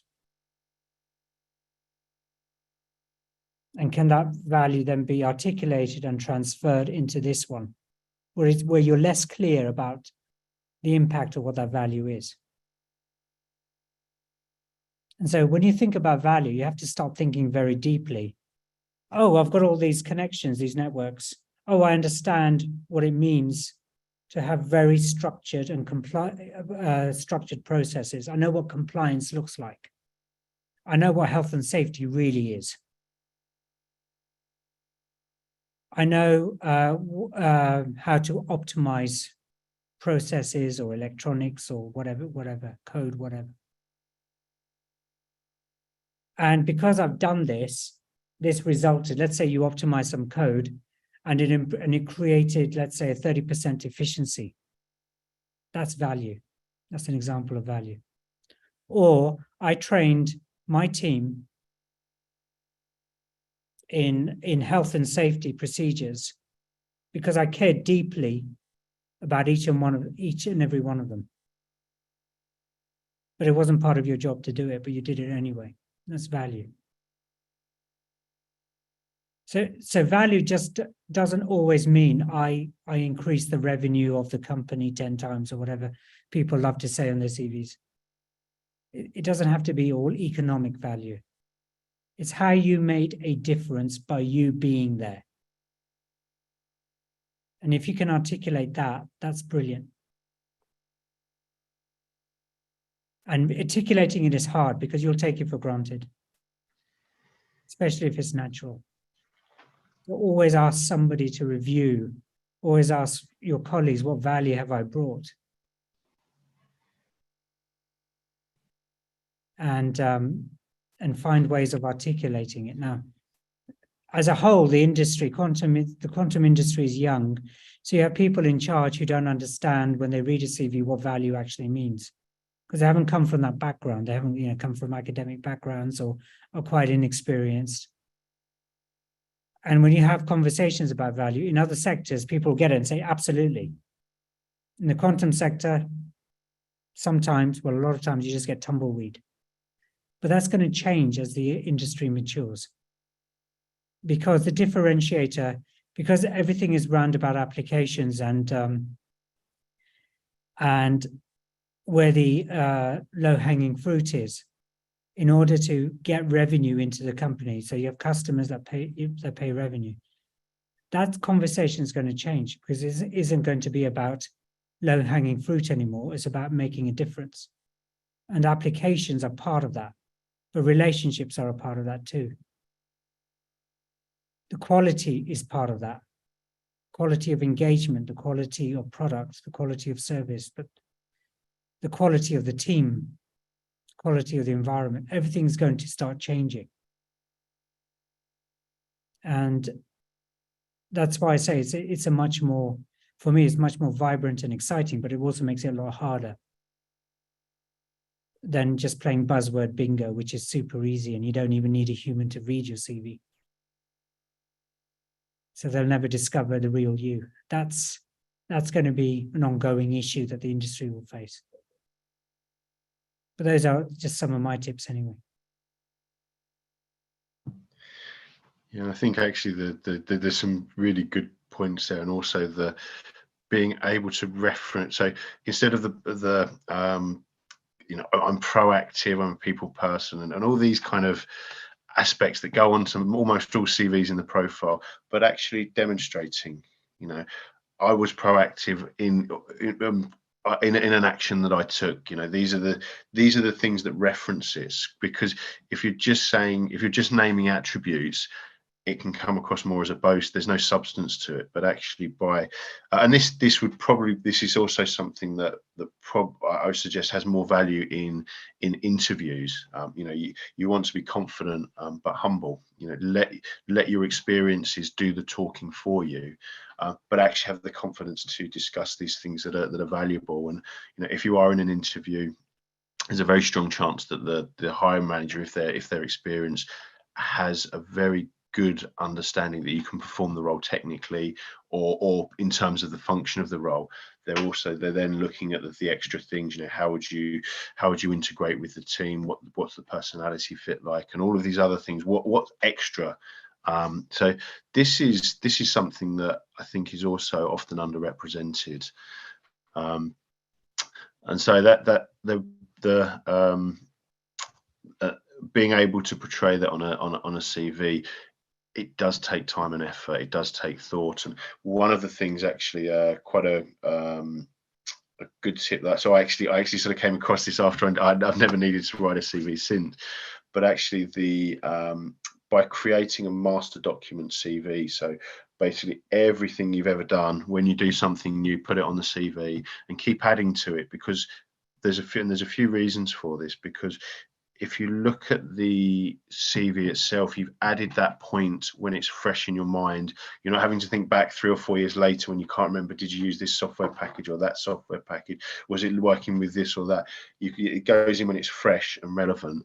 And when you're making an application, you should be looking at tailoring your CV for that organization and that role, so your most relevant experience is detailed. So that being the case, when it comes to it, instead of taking potentially several hours to have an imperfectly tailored CV, all you need to do is spend a few minutes deleting things out that aren't relevant. You've got a perfectly tailored CV that was written when it was fresh. And on top of that, by reading that, you refresh your own mind about the things that you've done, so that you're not sitting in an interview having to cast your mind back 2 or 3 years to when you did this thing. It's fresh because you've gone through that process already, and it's fresher in your mind. So there's a slight, you know, from a sort of practical side of things, that's also something I think that can help increase the appeal of a CV.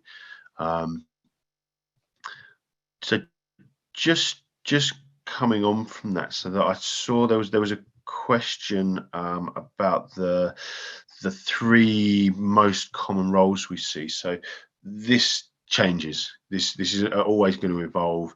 I would say currently AMO physicists. So there's an evolution of this from over the years. There's been an evolution from kind of atom trapping to ion trapping to Rydberg or neutral atoms. So and these will continue to pivot as different technologies have breakthroughs and so on. Different organizations get funding and so on. Alongside that, Algorithm developers are, still very much in demand. Again, the function of those algorithms will change as quantum evolves. And actually something that we're seeing an awful lot of is business development or sales professionals as well. And again, that's probably something that's only really come to the fore or become a big part of the industry. Maybe the last sort of 3, 4, 5 years ago, it was just starting to appear. But then over the last sort of 2, 3 years, there's been an increase in the acceleration of requirements for these sorts of roles. And as I say, this is just taking a sort of a snapshot at this current time. That will continue to evolve. That will continue to change as we move forward. And I did see there was a kind of follow-up question to that as well. So I'm just trying to. And what are the top 3 skills you evaluate candidates on? So this is very much driven by the client at the end, because if we choose to look at the things we value most and the client doesn't, we're not creating the right match. And actually what we look to do is we don't just, it's not just the skills aspect that we factor into it. We also factor in things like aspirations, goals, drivers, because they're as important as the skills. If you, so there's certain criteria along the way that you may have a yes, a no, a maybe. If they're yeses, great, move on. If they're move on to the next stage. If they're maybes, okay, what does that need to be addressed? Why is that a maybe? If there's a hard no, someone cannot relocate and the role requires relocation, then unless there's a way around that particular criteria, it's simply not going to happen. People have families, whatever it might be. So it's not necessarily, we don't really work to a kind of a tick box of have you got this, have you got this, have you got that. It's far more of a holistic approach that we take to that.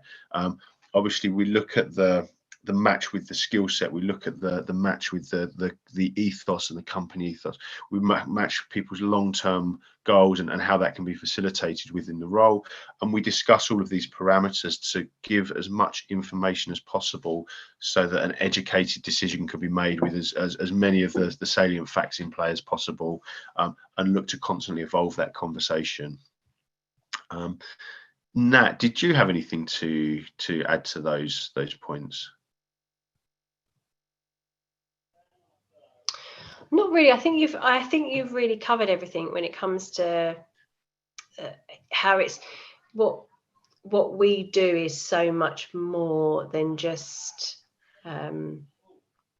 taking a client's spec and then trying to see whether or not the words match up to whatever's on somebody's LinkedIn profile or whatever is on somebody's resume. So yeah, I mean, ultimately we're in the people business, and everyone deserves to be treated as an individual, and it's really important that we understand exactly what people's needs and wants are.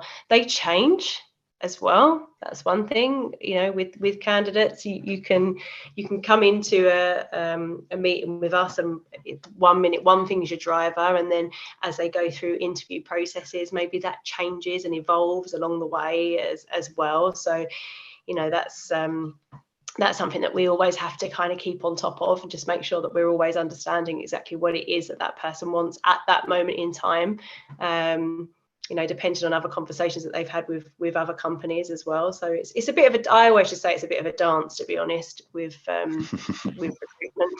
It really is a bit of a dance, not just with the candidate, but also with you could have the perfect the perfect candidate. They've not got the right citizenship for that particular company because they can't sponsor, or you've got the perfect candidate and they've got the right citizenship but the salary is not right for them, or it's not in the right location for them, or they're looking for remote work.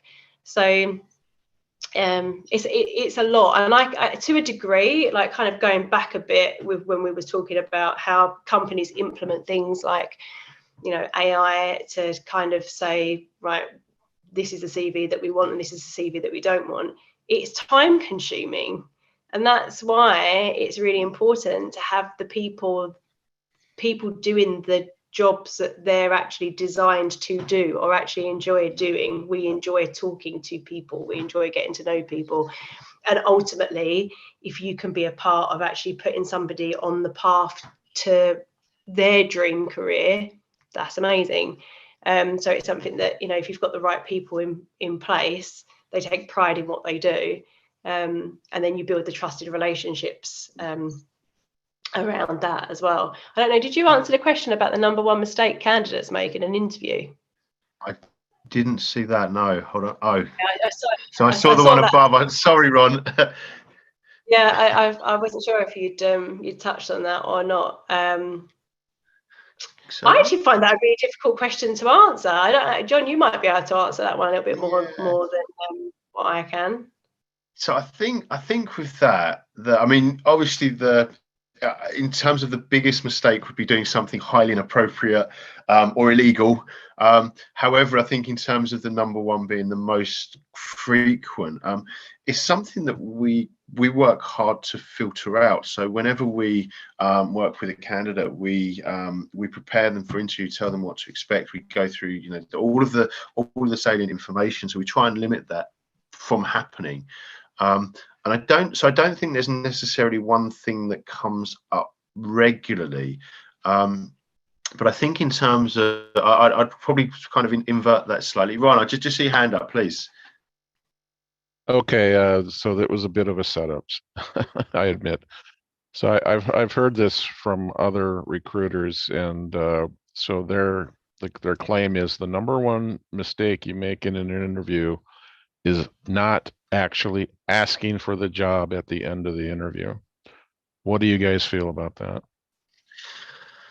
I don't know if you want my physical reaction to that. Boil. I think this probably comes from the same playbook as sell me this pen. What's the emotional state of a kettle when it's been boiled, and all of these kind of these books that are written by people that aren't necessarily experts in recruitment. I think, you know, at the end of the day, I don't think it's necessarily. I mean, if you're going, so for example, if you're going for a fast-paced sales role, if you're going out to be a hunter and close deals, that may be something that would assist you.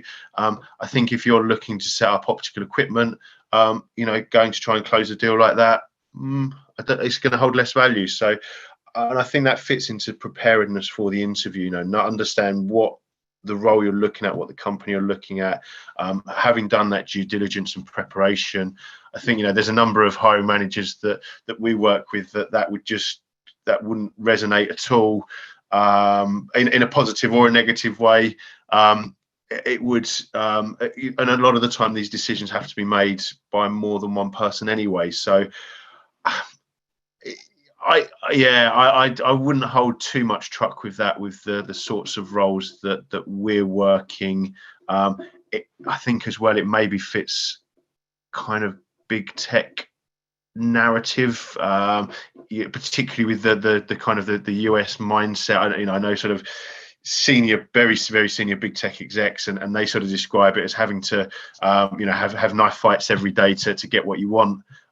That may fit in with that kind of that kind of arena. So but I think, yeah, in terms of turning that round, I think, you know, doing your preparation, doing your due diligence, and trying to take as many surprises out of the process as possible will put you in a better position to be able to answer the questions, because you've done that due diligence, but also you'll be more comfortable and relaxed and enable that conversation. And when there's that comfort level, you can have a two-way conversation more easily. And actually that tends to get to the finding the right match more quickly than having a list of have you done this, how many years have you done that, do you know this, do you know that, sell me this pen, right, next. It doesn't, having that interactive conversation between two people who know and understand what they've done and what the role requires, that's really the healthy position to really be aiming for. So, and also just thank you for that bit of sanity. So, I thought I thought it was pretty crazy because you run the risk of, you put the interviewer on the spot and you run the risk of alienating Yeah. them. So, Yeah. but I just thought I'd throw that out. Thanks. And the last thing in the it's interview. a huge ego thing. Like Yeah. Exactly what John was saying about even writing on CVs. You want to be confident that you can do the job, but you don't want to be overly confident that you can do the job. And the reason why it was quite difficult for me to answer that question is because we do go through the process of preparing everybody, so they know what they're going into and they know what's going to be expected of them. But interestingly enough, throughout that conversation, I was thinking that I think the one mistake that people probably do make, if they're not prepared, would be not actually understanding what the company does. And actually, I probably have had that maybe once where, that they hadn't really fully understood what the company did. And that's kind of the biggest mistake that you can make. Why would you be interviewing for something where you don't really understand fully the company or what it is that they're trying to achieve? Because how can you provide value and how can you see yourself there? But yeah, anything that has any kind of hint of ego, even in a sales job, that makes me physically recoil with horror. That is awful. I mean, for me, Ron, that wouldn't even be on a list of mistakes. That wouldn't even appear. For me, it's quite an extraordinary thing. From having conducted lots and lots of interviews in my career, I just sum it up. The number one mistake is if candidates don't care. And that don't care is just an sort of a catch-all term of not being prepared. So they don't know what the company does. They haven't bothered looking at the website. They don't see the mission statement. They don't try to understand what the company's trying to do, its history, its roots, where it's come from, why they're looking for this particular role. It's not just another paycheck. It's what value. So the number one mistake is candidates not caring sufficiently. So, and that includes the way you dress, the way you come across. If you're doing online interviews, and you kind of mumble behind a microscope like that, and nobody can hear you, and you're whispering, and you're not understanding, it just puts everybody off. So, always start, if you're going to do this sort of thing, in this sort of environment, make sure you're being heard clearly. Can you hear me all right? Don't come into an interview dressed in a t-shirt, even though you can wear what you want. Yeah, that's right. But you're now in a business environment, so dress up for it. Show what you're made of. Show that you mean business. It's really important because you're giving, if I came to this in my pajamas, it showed that I didn't really care about this event. I was disrespectful to everybody and everybody's time that they put into organizing this. I'm disrespectful to the audience because who cares? I'm in my pajamas, so what? And, but no, that shows just attitude, mindset. It's horrible. It's completely disrespectful, completely against my values. So I'm shuddering even just by saying that. So care. And show you care by doing lots of different things, from the way you dress, the way you speak, the way you articulate your value, whether it's on paper. I'm still going to use conversations, demonstrating your value and punctuating your value at every single point. And if the company, asking the company to hire you at the end,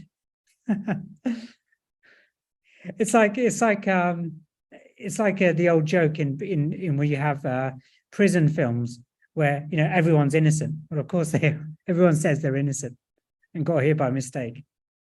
Well, of course they are. I mean, it's a silly thing to ask. It sounded very North American, but that's my bias anyway. To me, kind of very, very upfront and bolshy about it all. But it's be respectful. And if they don't hire you, okay, that one door shuts, another may open. So always be positive.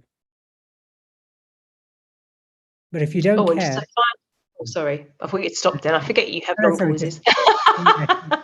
famous for my long pauses. Sorry, I just want to say one thing that before, which is, if you don't care, then why be upset if you don't get the job?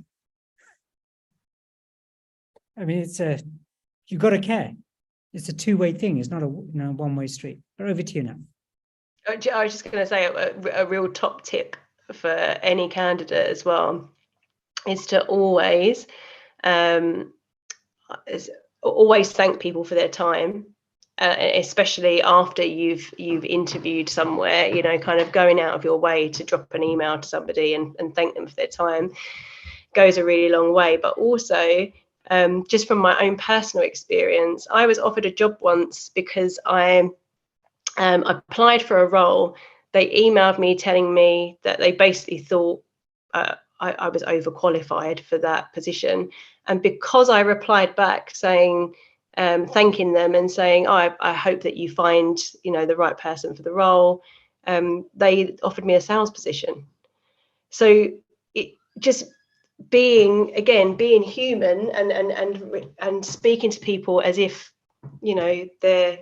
you're showing them an element of respect can also open doors. Exactly. That's why I wanted to kind of jump onto what Rupesh was saying with when one door closes, another door opens. You can open another door in that same conversation just by saying, oh, do you know what? I completely appreciate that, respect that. And, really wishing you well and thank you so much for your time. That leaves people with a warm, fuzzy feeling. And that's what you want to be doing at all times, leaving people with the impression that, okay, maybe even if they're not right at this time, maybe there's somewhere else that we can find a place for them within the company. And I think that's something that most candidates probably wouldn't even think about doing. Can I share a quick anecdote? Because you reminded me of something which is, this is years and years ago. So I was recruiting for a software engineering position, and we had a good CV, but during the course of the interview, everything unraveled. I mean, everything. It was a disaster. And so I asked the candidate, why did you lie? And they said, well, you've got to lie these days. You've got to lie on your CV, otherwise nobody's going to hire you. And I said, what do you think your chances of me hiring you are? And then the penny dropped. It's really important to be authentic. So when I say you've got to care, you've got to be authentic. Not arrogant, not boastful. If you've improved, let's talk about sales. If you've improved sales figures by 10% because you were there and because of the way you interacted with the way you worked, that's brilliant. You can articulate that. But if you didn't improve sales, but somebody else improved sales and now you're taking credit for it, in an interview, that will unravel. Because you're getting into the it's like a detective. That's how I always see interviews. I go through CVs forensically and say, okay, and then you unpick you unpick the story. And a lie just doesn't hold up. So don't do it, because you waste everybody's time. And your reputation gets trashed, and who wants to work with someone with a trashed reputation? So that's really important. Be authentic. Never lie on a CV. Even if your best friends tell you to, just don't do it. And the second thing, number 2, is never lie to a customer ever, for any reason, even if your boss tells you to do it. They're not the one carrying the can, you are. Remember, a broken reputation, it's very hard to climb a mountain and build trust. It's very easy, very simple, very fast to fall off. And after that, it's never the same again. So just remember that for the future. That would be my top tips. Yeah, I think that's a powerful message there. You know, that authenticity is something that stands you in good stead over time, and actually sort of using Natalie's analogy. So, you know, it may be that you're interviewing with someone and for whatever reason you're not right for the role or the role's not right for you, but you form a connection. And it's amazing the amount of times these things come back around, particularly in an industry like quantum, whereas obviously it's growing, but there's still a relatively small number of people if you compare it to other industries. And the amount of time these relationships can actually come back around, and that bond you formed there, they saw something in you, and actually they're then looking for another role in due course. You know, we often have clients come back to us and say, "Oh, is such and such a person still interested? We've got the right thing come up for them now." But if you're not respecting the process, that may not happen. Obviously, if you lie, you can pretty much assume it's not. And well, I was going to say it may not be the sort of company you want to work for, but if you're lying and they're happy to take you on, that probably is a good match. I don't know. But actually, you know, that integrity and authenticity will shine through, and your reputation in a small industry like quantum goes in front of you. You know, if you say you'll do something and don't, or and all of these things, that, you know, some things are more terminal than others, but they all paint a picture, and people talk. You know, with the best friend in the world, people will talk. People do talk to each other. These things come out. You know, and that reputation is so important to maintain and uphold. And just coming back to the topics about attire, office attire and things like that, there is a slight caveat to that, because I used to recruit for tech startups in London whereby if you turned up in a suit, you were not getting the job. So they'd like a specific type of person. But this all comes down to your due diligence. This all comes down to you doing the preparation, knowing what's expected. And another slight anecdote, I used to so within about a year or two of working in recruitment, I bought Microsoft and MSN as a client to a company that never had done business with them before. So MSN had moved to a new office. So I'd been to their old offices, went to the new ones, and the person I was meeting, you know, so turned up with my manager. You know, she was dressed smartly. I was suited and booted. And Paul, the client, he turned around. He said at the end, he said, "John, that's a lovely tie, but take it off before you come in." Because, you know, because of the environments. But this is all down to, you know, preparation and due diligence and understanding what's expected. Normally, if you're not sure, I would go on the side of formal rather than informal. But if you can, just double check. So I think from looking through the comments, I think we've gone through the questions. If I've missed any, please do feel free to jump in. But were there any other sort of comments? Helen's just come in. So Helen, did I miss anyone? Our question: are high school students are too young to learn quantum computing? No. So, and I'll give a good reference for that. So there's someone I've known for a few years, Anisha Musti. She started taking interest in quantum when she was 14.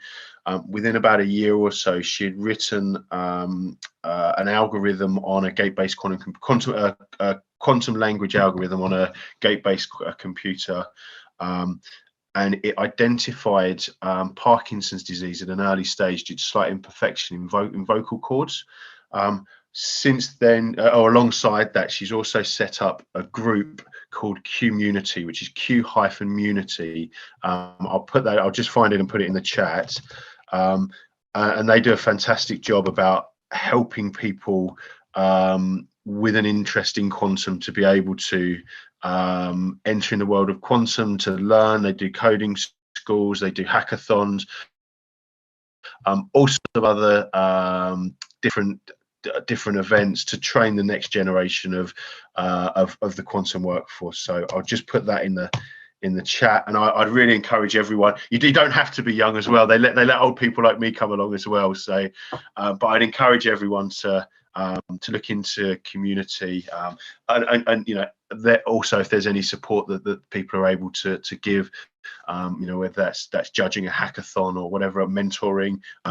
There, it's fantastic what they do, and I think it really vouches for that school children aren't too young, and actually it may be that even younger children may have potentially have the opportunity to have a more intuitive understanding of quantum, because then they haven't been taught that these things can't work. You know, things like entanglement and superposition, these things aren't quite so alien, because there's parallels with that in the stories that they're reading potentially. So I think, yeah, you know, you're never too young to get involved with quantum.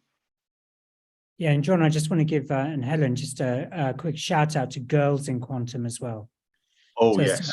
yeah, that was set up in Chile. It's global.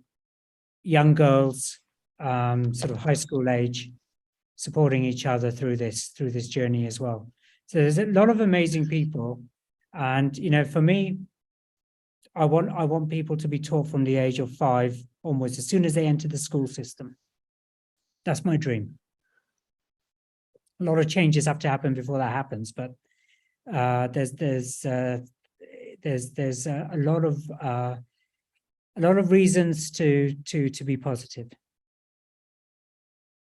And multilingual. Don't forget multilingual. Doesn't all have to be in English. So I've just shared the link for Girls in Quantum, and Elisa, who's the CEO of that group, she's equally fantastic as well. So but I think, yeah, obviously in terms of the learning that people are able to get, but also the support they're able to give back, they're both doing fantastic work. So I'd encourage people to interact as strongly as possible, and you know, send the ladder back down for the next generation, or allow the next generation to be the ones pulling you up into quantum as well. And were there any more questions? I think we got through them all. Perfect. Well, you know, I'd just like to wrap up by thanking all of the, you know, thanking obviously Deb and Helen for hosting today's event, Rupesh and Natalie obviously for providing, you know, such expert advice, and also for the audience, both live or both in situ and on YouTube for joining us. We are all on LinkedIn. You can follow the Entangled Positions page on LinkedIn, which is in the chat, and reach out directly with us on LinkedIn. And you know, if there's anything that we're able to do to assist, we will certainly try to do so. And other than that, I'd just like to thank everyone for their time and input today.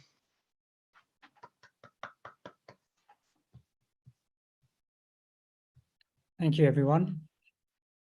Yeah, thank you for everyone. And next week we will have Ron. And Ron, do you have something to say?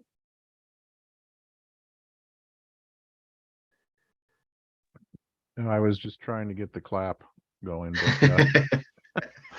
But, yeah, again, I'm Ron Schreiner. I will be giving a presentation a week from today to the same group on quantum computing tool chains, the current technology, and kind of a look into what the future might bring. As has been stated in this meeting, quantum is a moving target, and history has shown that a lot of times the hardware leaps out far ahead of what the software capabilities are. And it's not, I guess it's not just software, it's all sorts of disciplines and stuff get kind of left in the dust. So we'll be taking a very quick tour of history and looking at the current state of things and trying to engage the audience into, you know, what would future quantum computing development environments look like? What sort of tools will we need, and that sort of thing. So if you're interested, I popped the link in many messages ago, but it's on LinkedIn. If you're a member of Washington, either the meetup or on LinkedIn, you can find the meeting quite easily. Thanks, Helen. You're welcome. Yeah, I just want to say Ron's topic is super, super important. We've got to get to a series of tools that we can all use, potentially even without coding eventually, and that can get us to a lot of value. So super important topic. So I'm looking forward to joining that session. I look forward to having you. Thanks, everybody. Thanks, Ron.